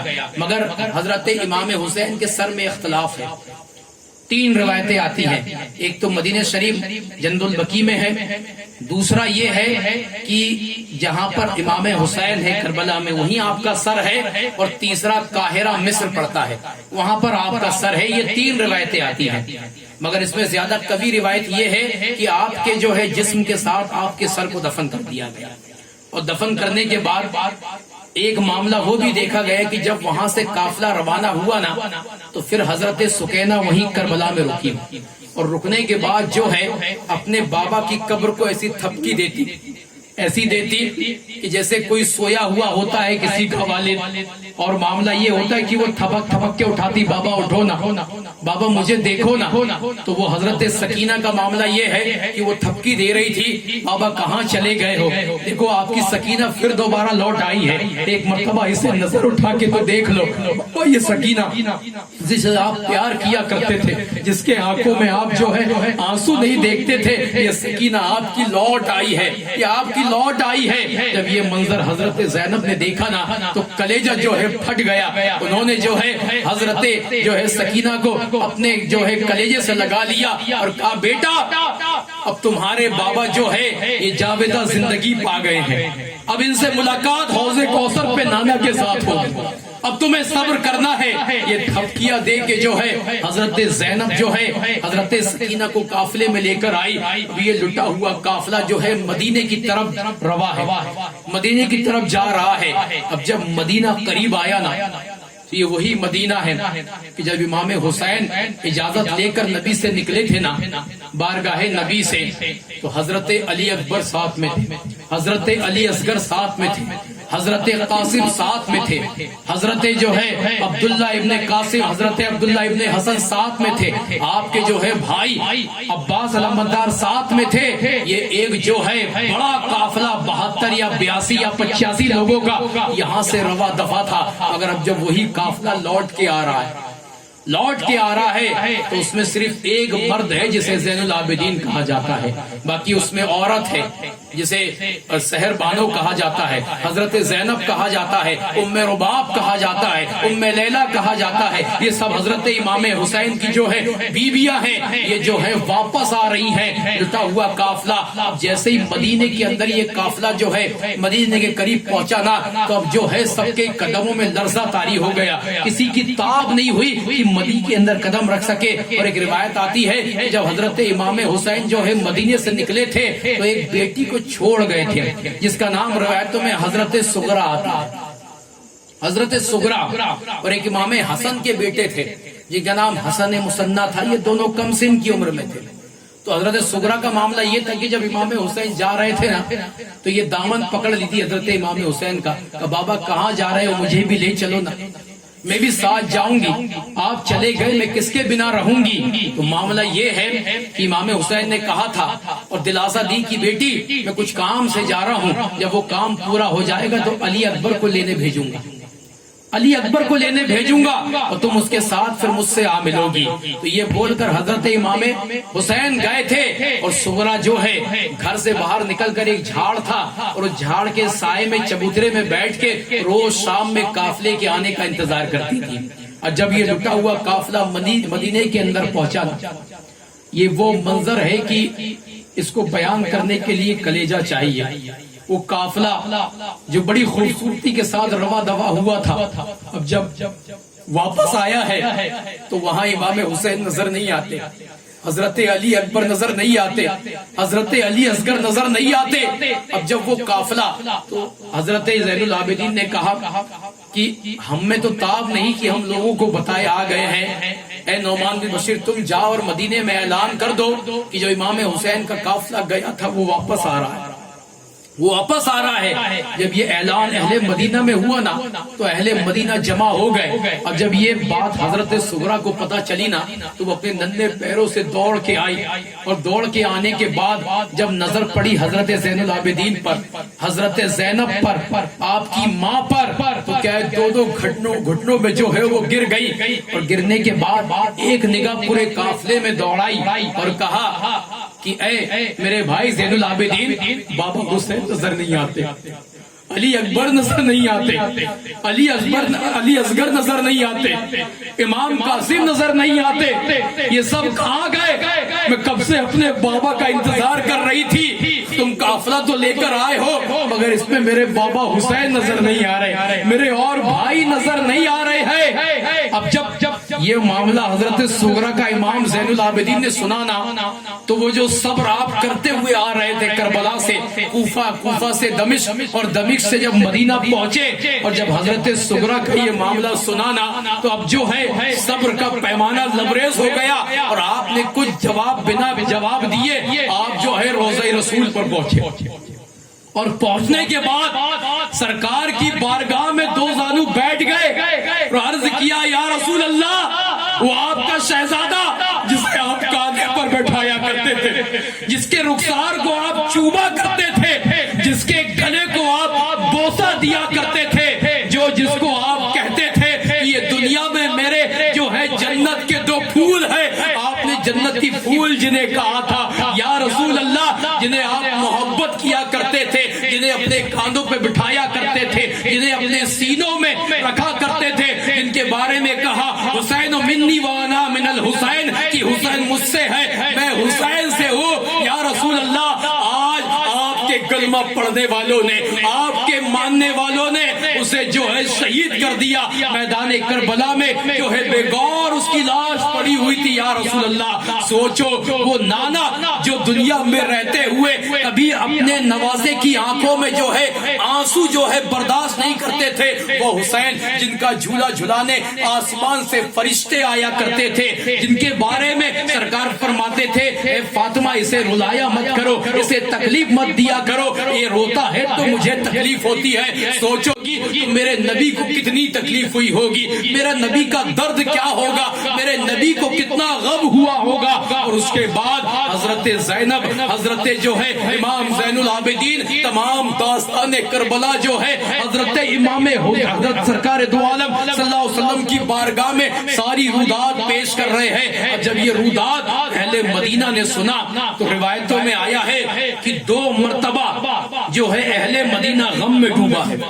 एक जब मुस्तफा का विसाल हुआ था, और दूसरा जब ये लुटा हुआ काफिला मदीने में पहुंचा था। ये दो ऐसा मामला हुआ है कि तमाम अहले मदीना जो है गम में जो है गम से निढाल हो गया। और मामला ये हो गया कि लोग रो रो कर, लोगों का बुरा हाल था। ये मामला हुआ, उसके बाद जो है लोगों ने तसल्लियां दी, लोगों ने दिलासा दी, और दिलासा देने के बाद फिर जो है लोग अपने अपने घरों पे चले गए। मगर यजीद का मामला ये है कि यजीद जो है यहाँ भी जो है बस नहीं हुआ। ये दास्तान बड़ी लंबी है, इतने कलील वक्त में इसे बयान नहीं किया जा सकता। ये मलून बदबख्त ने जो है उसके बाद मक्के को जो है हरम को पामाल किया, इसने मदीने में हमला किया, इसने मस्जिद नबी में जो है घोड़े बनवाए। इसने मामला ये है कि 700 से जायद जो बूढ़े साहबा इकराम थे मदीने में, उन्हें कत्ल करवाया। इन्होंने जो है इसके लोगों ने, यजीदी ने जो है मदीने में औरतों के साथ बदकारी की। ये सारे मामला जो है इसने करवाए। उसके बाद अल्लाह का ऐसा अजाब हुआ कि एक सड़ कर और बड़े दर्द और तकलीफ में इसका खात्मा हुआ। और मामला ये है कि उसके बाद जो है एक नाम आता है मुख्तार शक्फी, वो जो है दौरे खिलाफत पर बैठा और उसने यजीदियों का जो है बदला, हुसैनियों का बदला लिया। और चुन चुन कर, जैसे यजीदी ने इमाम हुसैन के खानवादे को मारा था, वैसे ही इसने चुन चुन कर जो है उनको मारा। मगर मामला ये हुआ कि ये बदबख्त ने भी जब मार लिया तो अपने आप को जो है नबी के मुकाबले समझने लगा, और उसने जो है एलाए नबूवत कर दिया। तो मामला ये हुआ कि ना खुदा ही मिला, ना विसाले सनम, ना इधर के रहे ना उधर के रहे। तो ये बातें करबला का मामला था, इसे बड़ा मैंने मुख्तसर किया। मामला ये है कि ताब नहीं है कि इसकी पूरी दास्तान बताई जाए। बातें करबला वो दास्तान है कि इसके लिए चंद दिन चाहिए बयान करने के लिए तफसील से। मैंने सिर्फ इख्तिसार में बयान किया। उसके बाद मामला ये हुआ कि हजरत इमाम ज़ैनुल आबिदीन ने जो जिंदगी गुजारी, आज तुम कहते हो कि ख्वाजा गरीब नवाज बाबा ताज ने ताजिया बनाया है, उसके बाद जो है इमाम ज़ैनुल आबिदीन को नहीं देखा, कितने साल जिंदा रहे। उनके बारे में ये आता है कि जब आपके सामने पानी पेश किया जाता तो आप घंटों पानी को देखकर रोते। और मामला ये हुआ कि आपने अपने आप को एक रूम और एक कमरे में बंद कर लिया था, बहुत कम लोगों से मिलते थे। आपने जो है खिलाफत को ठुकरा दिया, आपने बादशाह को ठुकरा दिया, हत्ता कि खिलाफत तो बादशाह आपकी थी, मगर आपने सब ठुकरा दिया और जो है एक गोशा नशीनी इख्तियार कर ली। और वहीं से जो है आप तबलीग दीन करते, वहीं से शरीयत मुस्तफा को फैलाते। मगर एक जो है आपने एक जो है सब्र का मुजाहिरा और एक चीज बताई जो अक्सर खतीब भी बयान करते हैं कि एक वक्त वो आया कि जब मुख्तार ढूंढ ढूंढ के मार रहा था यजीदियों को, तो एक यजीद जो है पनाह लेने के लिए हजरत इमाम ज़ैनुल आबिदीन के घर पे आ गया। और यहाँ से उन्होंने हमें एक सबक दिया है। ये आखिरी वाकया इसलिए बयान कर रहा हूँ, इसमें सबक ये है कि जब वो आया ना तो हजरत इमाम ज़ैनुल आबिदीन ने अपने खुद्दाम से कहा कि इसकी खातिरदारी करो, इसके रहने के लिए रहाइश का इंतजाम करो। तो मामला ये है कि उसकी खातिरदारी की गई, रिहाइश का इंतजाम किया गया। 3 दिन वो बदबख्त जो है हजरत इमाम ज़ैनुल आबिदीन के घर पर खाता भी रहा, सोता भी रहा। और जब तीसरे दिन जाने लगा ना तो उसके कदम जो आगे नहीं बढ़ते। तो इमाम ज़ैनुल आबिदीन कहते हैं क्या हुआ? جانے کا ارادہ نہیں ہے کیا؟ کہا حضور ارادہ تو ہے مگر قدم آگے نہیں بڑھتے، اور وہ اس لیے کہ شاید آپ نے مجھے پہچانا نہیں، آپ نے مجھے پہچانا نہیں۔ تو حضرت امام زین العابدین کہتے ہیں میں تجھے کربلا کے دن سے پہچانتا ہوں، تیرا تیر جو ہے علی اصغر پہ آ کے لگا تھا، تیرا نیزہ میرے بھائی پہ لگا تھا، تو نے میرے باپ کو قتل کیا تھا، میں تجھے جو ہے کربلا کے دن سے جانتا ہوں۔ تو کہا حضور جب جانتے ہو تو یہ سلوک، جب جانتے ہو تو یہ سلوک۔ تو آئیے ایک جملہ امام زین العابدین نے کہا جو ہے تاریخ نگاروں نے اپنی تصنیفات میں نشر کر دیا اور قیامت تک ایک مہر رہے گی۔ فرمایا ہم جب کربلا گئے تھے وہ تیرا سلوک تھا، اور جب تو ہمارے گھر پہ آیا ہے یہ ہمارا سلوک ہے، یہ ہمارا سلوک ہے۔ تو یہاں سے سبق کیا ملا؟ اس نے کوئی جو ہے گالی نہیں دی تھی، کوئی اس نے مال غصب نہیں کیا تھا، اس نے کوئی جو ہے یوں ہی دشمنی نہیں کی تھی، اس نے باپ بھائی کو جو ہے قتل کیا تھا، قاتل تھا وہ۔ ایسے قاتل کو کوئی اگر معاف کر دے تو وہ صرف آل رسول ہی ہو سکتا ہے، اس کا کلیجہ اس کا دل ہی ہو سکتا ہے۔ اور اس نے سبق دے دیا امام زین العابدین نے، آج تم بھائی بھائی میں نہیں بنتی ہے، بھائی بہن میں نہیں بنتی ہے، جو معاملہ ہے کہ تم ذرا سی زمین کے لیے ایک دوسرے سے بات کرنا بند کر دیتے ہو، معاملہ یہ ہے تمہارا کہ تم ذرا سی دولت کے لیے اپنوں سے جو ہے منہ موڑ لیتے ہو، اور معاملہ یہ ہے ہمارا کہ ہم نے وہاں پر اپنے قاتلوں کو معاف کر دیا۔ تو اگر کبھی کچھ تو اپنوں سے غلطی ہو جائے تو جھک جایا کرو، معاف کر دیا کرو، اور یہ اپنا دعویٰ کیا کرو اگر ایسا کرو گے جب صحیح معنوں میں تم محبان آل رسول کہلاؤ، محبان آل رسول کہلاؤ گے۔ تو یہ باد کربلا تھی، لوگ صرف کربلا تک جانتے ہیں، کربلا تک جانتے، باد کربلا جو ہے کبھی بیان نہیں کی جاتی۔ اگر قسم خدا کی باد کربلا اگر بیان کرنے لگے لوگ اپنے ممبروں سے مسجدوں سے تو ایک وقت وہ آئے گا سارے خرافات ختم ہو جائیں گے، سارے خرافات ختم ہو جائیں گے۔ مگر معاملہ یہ ہوتا کہ جہاں آپ نے شہادت بیان کی اور امام حسین کا جو معاملہ ہے وہ ہو گیا، اس کے بعد داستان ختم ہو جاتی ہے۔ مگر اس کے بعد بھی باد کربلا، ابھی تو میں نے کئی واقعات چھوڑ دیے، ابھی اس میں جو ہے مدینہ میں کیسے حملہ ہوا، مکے میں کیسے حملہ ہوا، مختار کا کردار کیا ہے، یہ ساری چیز اس میں الگ ہے، یہ تواریخ ہے۔ انشاءاللہ کبھی ہوگا تو پھر بیان کیا جائے گا۔ چند منٹ میں، وقت زیادہ ہو گئے، سنیں گے آپ؟ اللہ قرآن میں ارشاد فرماتا وَأَتِمُّوا الْحَجَّ وَالْعُمْرَةَ لِلَّهِ، کہ حج اور عمرہ کرو اللہ کی رضا کے لیے۔ کس کے لیے؟ اللہ کی رضا کے لیے۔ تو یہاں پتہ چلا کہ جو حج اور عمرہ ہوتا ہے وہ اللہ تبارک و تعالیٰ کی رضا کے لیے ہوتا ہے۔ کس کے لیے ہوتا ہے؟ اللہ تبارک و تعالیٰ کی رضا کے لیے۔ حضرت عبداللہ ابن عمر رضی اللہ تعالیٰ عنہ سے حدیث مروی ہے کہ یہ سرکار دو عالم صلی اللہ علیہ وسلم کی بارگاہ میں آئے اور عرض کیا کہ یا رسول اللہ صلی اللہ علیہ وسلم سب سے اچھا عمل کون سا ہے؟ سب سے اچھا عمل کون سا ہے؟ سرکار نے فرمایا جماعت کے ساتھ نماز پڑھنا۔ کس کے ساتھ؟ جماعت کے ساتھ۔ اور یہی جو ہے سبق امام حسین نے دیا۔ تلوار تھی، رک نہیں رہی تھی، روکا تو اذان نے روکا، روکا تو نماز نے روکا۔ اور آج ہم سے جو ہے نماز نہیں ہوتی ہے، آج ہم جو ہے چوراہے پہ گھومتے اور کہتے ہم حسینی ہیں۔ اس اذان کو، اس نماز کو، اس شریعت کو بچانے کے لیے امام حسین قتل ہو گئے، اور آج حسینی کا دعویٰ بھرنے والے مسجد کو ویران کر دیتے ہیں، گھر کے باجو میں رہتے ہیں، نماز نہیں ہوتی ہے، وقت پہ نماز نہیں ہوتی، حتیٰ کہ سرکار نے فرمایا قرۃ عینی فی الصلاۃ، نماز میرے آنکھوں کی ٹھنڈک ہے۔ تم نماز پڑھو گے سرکار کو ٹھنڈک ہوگی۔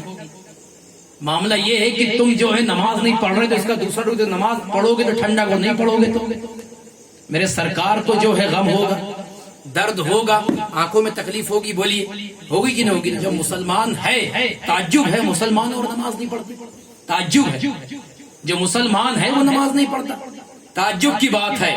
معاملہ یہ ہے کہ سرکار نے فرمایا با جماعت، کیا ہے؟ با جماعت۔ اور اس کا بھی فلسفہ ہے، اس میں جو ہے جو با جماعت رکھی گئی ہے اس میں لاجک کیا ہے، کانسیپٹ کیا ہے اس کا؟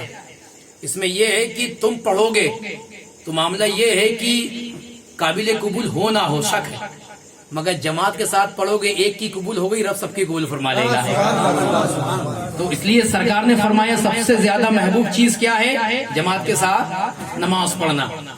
پھر حضرت عبداللہ ابن عمر فرماتے ہیں اس کے بعد پوچھوں کوئی افضل عمل، تو فرمایا اللہ کی راہ میں فی سبیل اللہ جہاد کرنا۔ کیا کرنا؟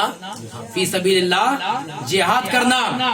پھر حضرت عبداللہ ابن عمر فرماتے ہیں اس کے بعد پوچھوں کوئی افضل چیز، تو سرکار نے فرمایا کہ استطاعت ہو تو اللہ کے گھر کا جو ہے طواف کرنا، اس کے لیے سفر کرنا، اللہ کے لیے گھر کا طواف کرنا، اس کے لیے سفر کرنا۔ تو یہ عمرہ یہ جو ہے یہ پیسوں سے نہیں ہوتا ہے۔ بات سمجھ میں آ رہی ہے؟ لوگ سمجھتے ہیں یار میں کروڑ پتی ہوں، میرے پاس مال و دولت ہے، جب چاہوں جیسے چاہوں جو ہے عمرہ اور حج کر سکتا ہوں، مگر یہ جو ہے قسمتوں سے ہوتا ہے، اللہ اور اس کے رسول کی رضا سے ہوتا ہے، پیسوں سے نہیں ہوتا۔ اور کیوں نہیں؟ جب حضرت ابراہیم علیہ السلام نے کعبہ بنایا نا، تو اللہ نے فرمایا کہ تم نے میرے گھر کو بنا لیا ہے، اب اس گھر تک میرے لوگوں میرے بندوں کو بلاؤ۔ تو حضرت ابراہیم فرماتے مولا میں اگر پہاڑی میں کھڑے ہو کے بھی آواز دیتا ہوں تو چند لوگوں تک آواز جائے گی۔ تو حضرت ابراہیم نے جب یہ کہا تو رب کائنات فرماتا ہے ابراہیم آواز لگانا تمہارا کام ہے، پہنچانا ہمارا کام ہے۔ تو آپ نے کعبے کی چھت پہ کھڑے ہو کر آواز لگائی کہ اے لوگوں یہ رب کائنات کا گھر ہے، اس کے طواف کے لیے آؤ۔ تو روایتوں میں آیا ہے کہ جب حضرت ابراہیم نے یہ صدا لگائی نا، تو اللہ تبارک و تعالیٰ ان کی آواز کو اس وقت میں جتنے لوگ تھے تب سب کے کانوں تک پہنچا دیا۔ اس کے بعد راوی روایت کرتے ہیں جو ماں کے شکموں میں بچے تھے ان تک پہنچا دی گئی۔ اس کے بعد فرمایا گیا جن کی روحیں عالم ارواح میں تھی ان تک بھی آواز پہنچا دی گئی۔ تو آواز تو سب کو پہنچی مگر جواب ہر کسی نے نہیں دیا۔ آواز سب تک پہنچی، کل کائنات میں جو عالم ارواح میں تھے اور جو دنیا میں تھے تمام تک پہنچی، مگر ہر کسی نے لبیک نہیں کہا۔ راوی روایت کرتے ان میں سے جتنوں نے لبیک کہا اور جتنی مرتبہ کہا، اللہ تبارک و تعالیٰ ان کو کعبے کا حج بھی کرائے گا، روضہ رسول کی زیارت بھی کرائے گا۔ جتنی مرتبہ کہا، اور جتنی مرتبہ کہا تو رب کا حکم مانا، بولے نا حکم مانا کہ نہیں رب کا؟ تو یہ جو ہے اب جو ہے تمہاری مقدر تقدیر میں لکھ دیا گیا۔ وہی لوگ جن نے لبیک کہا، جتنی مرتبہ کہا، وہ حج کرنے کے لیے جائیں گے۔ تو یہاں پیسوں کا معاملہ ہی نہیں ہے، یا پیسوں سے حج نہیں ہوتا، یہ مقدروں سے ہوتا ہے۔ یہ بڑے کرم کے ہیں فیصلے، یہ بڑے نصیب کی بات ہے۔ جسے چاہا در پہ بلا لیا، جسے چاہا اپنا بنا لیا۔ اور غریب اگر انسان ہو، فٹ پاتھ پہ رہنے والا، اگر وہ تڑپ رکھے تو کبھی نہ کبھی اسے بھی یاد کر لیا جائے۔ اس لیے ایک شاعر کہتا ہے، اس میں جو یہ شعر ہے نا، یہ اس میں ایک رب بھاشا ہے، اردو بھی ہے، ہندی بھی ہے، انگلش بھی ہے، سمجھنا ذرا۔ کہتا شاعر کہ تصورات میں مدینہ بڑا نکٹ تھا۔ نکٹ سمجھتے ہو؟ ہندی الفاظ ہے۔ تصورات میں مدینہ بڑا نکٹ تھا، وہاں کا منظر بڑا ہنسی بڑا وکٹ تھا۔ وہاں کا منظر بڑا ہنسی بڑا وکٹ۔ تصور سمجھتے ہو؟ خیالات، امیجنگ، کبھی خیالات میں کھونا، امیجنگ کرنا، پچھلے میں جا، فلیش بیک میں جانا، بالکل یار وہاں کا منظر ایسا تھا ویسا تھا۔ جو دیکھ کے آگے کبھی کبھی فلیش بیک میں جاتے ہیں، دیکھتے ہیں منظر، ہے نا۔ تو معاملہ یہ ہے کہ تصورات میں مدینہ بڑا نکٹ تھا، وہاں کا منظر بڑا ہنسی بڑا وکٹ تھا، اور امیروں کی دولت تو تجوریوں میں رہ گئی اور غریب کے ہاتھ میں مدینے کا ٹکٹ تھا۔ امیروں کی دولت تو تجوریوں میں رہ گئی اور غریب کے ہاتھ میں مدینے کا ٹکٹ تھا۔ تو یہ جو عمرہ اور حج ہوتے ہیں نا، یہ جو ہے رب کائنات کی عطا، اس کے نبی کی محبت رکھنے سے، اور جو ہے مقدر اور تقدیر سے ہوتے ہیں، دولت سے بالکل نہیں ہوتے۔ اس کی فضیلت یہ ہے، اللہ کے رسول فرماتے ہیں کہ جو حج کے ارادے یا عمرہ کے ارادے سے اپنے گھر سے نکلتا ہے، تو فرمایا جو حج کرے گا یا عمرہ کرے گا اللہ اسے غنی کر دے گا۔ کیا کر دے گا؟ غنی کا مطلب سمجھتے ہو؟ مالدار کر دے گا۔ کیا کر دے گا؟ یہ میرے نبی کی حدیث ہے۔ آج لوگ کا معاملہ یہ ہو گیا ہے کہ چلو آپ عمرہ میں جا رہے ہیں، گولو بھائی اور جو بھی ان کا نام ہے، اللہ ان کے عمرے کو قبول فرمائے۔ عمرہ کی تعریف کیا ہے؟ عمرہ کی تعریف یہ ہے کہ اللہ تبارک و تعالیٰ کی رضا کے لیے मुकद्दस मकामात की जियारत का नाम उम्रा है। ये छोटी सी तारीफ डेफिनेशन ऑफ उम्रा कि अल्लाह की रजा के लिए मुकद्दस मकामात की जियारत का इरादा करना। क्या करना? जियारत का इरादा करना, ये डेफिनेशन ऑफ उम्रा। और मुकद्दस मकामात क्या है? वो काबा मुअज़्ज़मा है, वो चाहे जमजम है, मकाम इब्राहिम है, सफा मरवा है। ये जो मुकद्दस मकामात है, इसकी इरादे का कस्द करना। समझ में आ रही है बात? इसका नाम उम्रा है और इससे हज्जे असगर कहा जाता है। क्या कहा जाता है? हाँ, हज हमेशा हज्जे अकबरी होता है। लोगों कहते हैं कि जुमा पड़ेगा जब हज्जे अकबर होगा। नहीं, हज हमेशा हज्जे अकबरी होता है। क्या होता है? बड़ा हज से अकबर मायने बड़ा होता है, असगर मायने छोटा होता है। तो उम्रा जो है इसकी तारीफ ये हज्जे असगर है। क्या है? हज्जे। हाँ, इसमें ये कि इसके लिए कोई तरतीब नहीं है, इसके लिए कोई वक्त मुतय्यन नहीं है, इसके लिए कोई महीना मुतय्यन नहीं। जब चाहे आप जा सकते हैं और ये नफिल इबादत है। क्या है? नफिल इबादत है। मगर एक बात को ज़हन रखें कि लोग ने आज ट्रेंड बना लिया है उम्रा का, जिस पर हज फर्ज हो गया है उम्रा नहीं कर सकता। एक बात ज़हन में रखना, हज फर्ज हो गया यानी इतनी इस्तिताअत रखता है कि अपने घर वालों के लिए ज्यादा सफर छोड़ेगा और सफर की इस्तिताअत रखेगा और उतने दिन का जो है मालो दौलत रखेगा। इतनी चीज उसके पास है, वो अब मुस्तहिक हो गया हज का। बात समझ में आई? हज का मुस्तहिक हो गया। अब ऐसे शख्स के ऊपर हज फर्ज है और इतनी रकम का मालिक हो गया, हज कर सकता है और हज ना करे, हज ना करे तो तुमने वही नहीं सुनी। तुमने क्या समझा कि 4 लाख हज में लग रहा है यार, तो वो 4 लाख में घर के 4 अफराद उम्रा करके आ जाएंगे, क्योंकि वही तो घूमना है। हज में भी जाओ तो काबा है, हज में भी जाओ तो मदीना शरीफ है, उम्र में भी जाओ तो वो है ना। यही है, इसलिए ट्रेन बन गया। तो लोगों ने क्या किया यार, जहाँ 1 जा रहे हैं 4 को लेके चलो, बच्चे को लेके जा रहे हैं, इसको समझता ही नहीं है कि करना क्या है। बच्चों को उठा के लेके जा रहे हो, जिसको अदब ही नहीं मालूम कि जहाँ पर मेरे इमाम ने कहा है कि हरम की जमीन और कदम रख के चलना।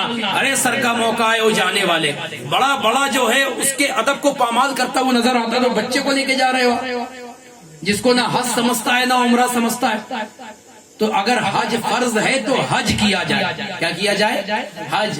और सरकार ने फरमाया इस्तिताअत रहते हुए अगर वो शख्स हज ना करे, वही देवी सुन लो आप, अल्लाह के रसूल की हदीस है, हज फर्ज होते हुए भी अगर वो हज ना करे तो वो अल्लाह और उसके रसूल के जिम्मे करम से निकल गया। अब अल्लाह और उसके रसूल की कोई परवाह नहीं, उसकी कोई परवाह नहीं अल्लाह और उसके रसूल को कि वो यहूदी होके मरे या नसरानी होके मरे। क्या करोगे ऐसी दौलत कि जब मौत के वक्त में ईमान चला जाएगा और हमेशा हमेशा जहन्नम का मुद्दा सुना दिया जाएगा। और वैसे भी कभी इम्कान रहते हैं नज़ा के आलम में शैतान ईमान छीनने के लिए आता है।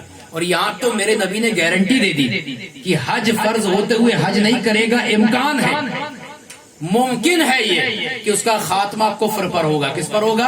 कुफ्र पर होगा। मगर आओ, अगर वो हज कर लेता, हज फर्ज है और हज की इस्तिताअत नहीं, उम्रा कर लेता है, तो इसको करने वाले के लिए क्या होता है? अब इसमें देखिए, हज या उम्रा करता है, इसमें कुर्बानी क्या है? पैसों की कुर्बानी, वतन की कुर्बानी, बाल बच्चों की कुर्बानी, सफर की जो है उसकी, जो सफर में तुमको जो तकलीफ हो रही है उसकी कुर्बानी। उसके बाद वहां जाओ तो चिलचिलाती धूप में तुम्हें तवाफ करना है, सफा मरवा की सही करना है, चाहे जमजम में तुम्हें जमजम पीना है। तुम्हारा मामला ये है कि सारे जो है ये जो बाल तुम्हें बड़े अजीज है इसे उतार देना है। तो ये सारी चीज रब की रजा के लिए। किसके लिए? रब की रजा के लिए। वो स्टैंडर्ड कपड़े पहनते थे वो उतारना है, 2 बेसले कपड़े पहनना है।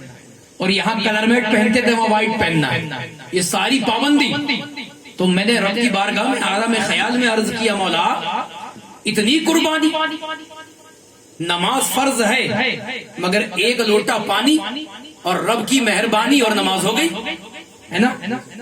ज़कात का मामला ये है कि अभी तो मामला ये है कि कलेजा मुंह को आता है। अगर कोई बोले यार वो 1 लाख में 2,500 देना है तो कितना भी अमीर इंसान हो, मामला ये है कि पैसे बाद में निकलेंगे, कलेजा पहले बाहर आ जाएगा।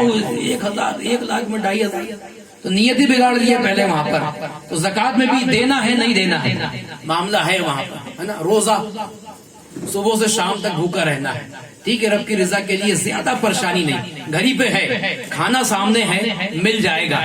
मगर यहाँ तो कई कुर्बानी है। तो मौला इतनी कुर्बानी देने के बाद मिलेगा क्या? تو عالم خیال میں رب کائنات جواب دیتا میرے بندے جاننا چاہتا ہے کیا ملے گا؟ سن، میں تجھے گناہوں سے ایسے پاک کر دوں گا جیسے آج ہی ماں کے پیٹ سے پیدا ہوا ہوگا، مگر شرط ہے وہاں گناہ تو معاف ہو جاتے ہیں، مگر جیسے بن کے گئے تھے ویسے ہی بن کے آنا اور ویسے ہی بن کے رہنا۔ بات سمجھ میں آ رہی ہے؟ اس مقدس مقامات سے آ رہے ہو تو جیسے بن کے گئے تھے نیت لے کے، اور جو انعام و اکرام وہاں ملا وہ یہاں پر بھی اسی کو قائم و دائم رکھنا۔ اور سب سے بڑی جو ہے، جو حج اور عمرہ کو جاتا ہے تو سعادت کیا ملتی ہے؟ یہ تو مدینے میں طواف ہے، نماز کی گارنٹی نہیں، نماز پڑھو قابل قبول ہے کہ نہیں، روزے کی بھی گارنٹی نہیں، زکوٰۃ کی بھی گارنٹی نہیں، حج کی گارنٹی ہے، مگر کہاں پہنچنے کے بعد؟ روضہ رسول میں پہنچنے کے بعد۔ جب تک مکے میں رہو گے کئی طواف کرتے رہو، گارنٹی نہیں دے سکتے قابل قبول ہے کہ نہیں ہے، مگر جیسے ہی روضہ رسول پہ پہنچتے ہو نا تو روح رسول سے آواز آتی ہے من زارا قبری ہی وجبت لہ لشفاعتی ہی، کہ جس نے میرے روضے کی زیارت کی اس پر میری شفاعت واجب ہو گئی، تو وہ شافی ہو کے آتا ہے وہاں سے۔ اور کل بروز قیامت یہ جو حجاج کرام رہیں گے، معمر انسان رہیں گے، اللہ تبارک تعالیٰ انہیں شفیع بنائے گا اور کہے گا تو جو ہے بخشا بخشایا ہے، اب تو اپنے خانوادے کی طرف جہاں جہاں اشارہ کرے گا اس کی بھی بخشش فرماؤں گا، تو بھی جنت میں جائے گا، اپنے خاندان کے لوگوں کو بھی جنت میں لے کے جائے گا۔ تو یہ فضیلت ہے۔ تو دنیا میں رہتے ہوئے اللہ نے نوازا ہے تو حج کرو، نہیں نوازا ہے استطاعت اتنی دیا ہے تو عمرہ کرو، اور اس مقدس مقامات سے محرومی مت کرو، اس میں بڑی فضیلتیں ہیں، اللہ تبارک تعالیٰ نے بڑی فضیلت رکھی ہے۔ اللہ تبارک تعالیٰ آپ کے سفر کو اس بزم کے صدقے کامیاب و کامران کرے، اور جو ہے آپ کو جس طریقے سے بآسانی لے کر جائے اور آپ کے جو ہے ارکانوں میں آسانی عطا فرمائے، آپ کے عمرے کو اپنی بارگاہ میں قبول و مقبول عطا فرمائے، اس کا آپ کو اجر عظیم عطا فرمائے، اور بس سلامتی کے ساتھ اپنے وطن واپس لے کر آئے۔ یہ قصہ لطیف ابھی ناتمام ہے، جو کچھ بیاں ہوا آغاز باب تھا۔ استغفر اللہ ربی من کل ذنب واتوب الیہ، اشہد ان لا الہ الا اللہ واشہد ان محمدا عبدہ ورسولہ، وما علینا الا البلاغ۔ السلام علیکم ورحمۃ اللہ۔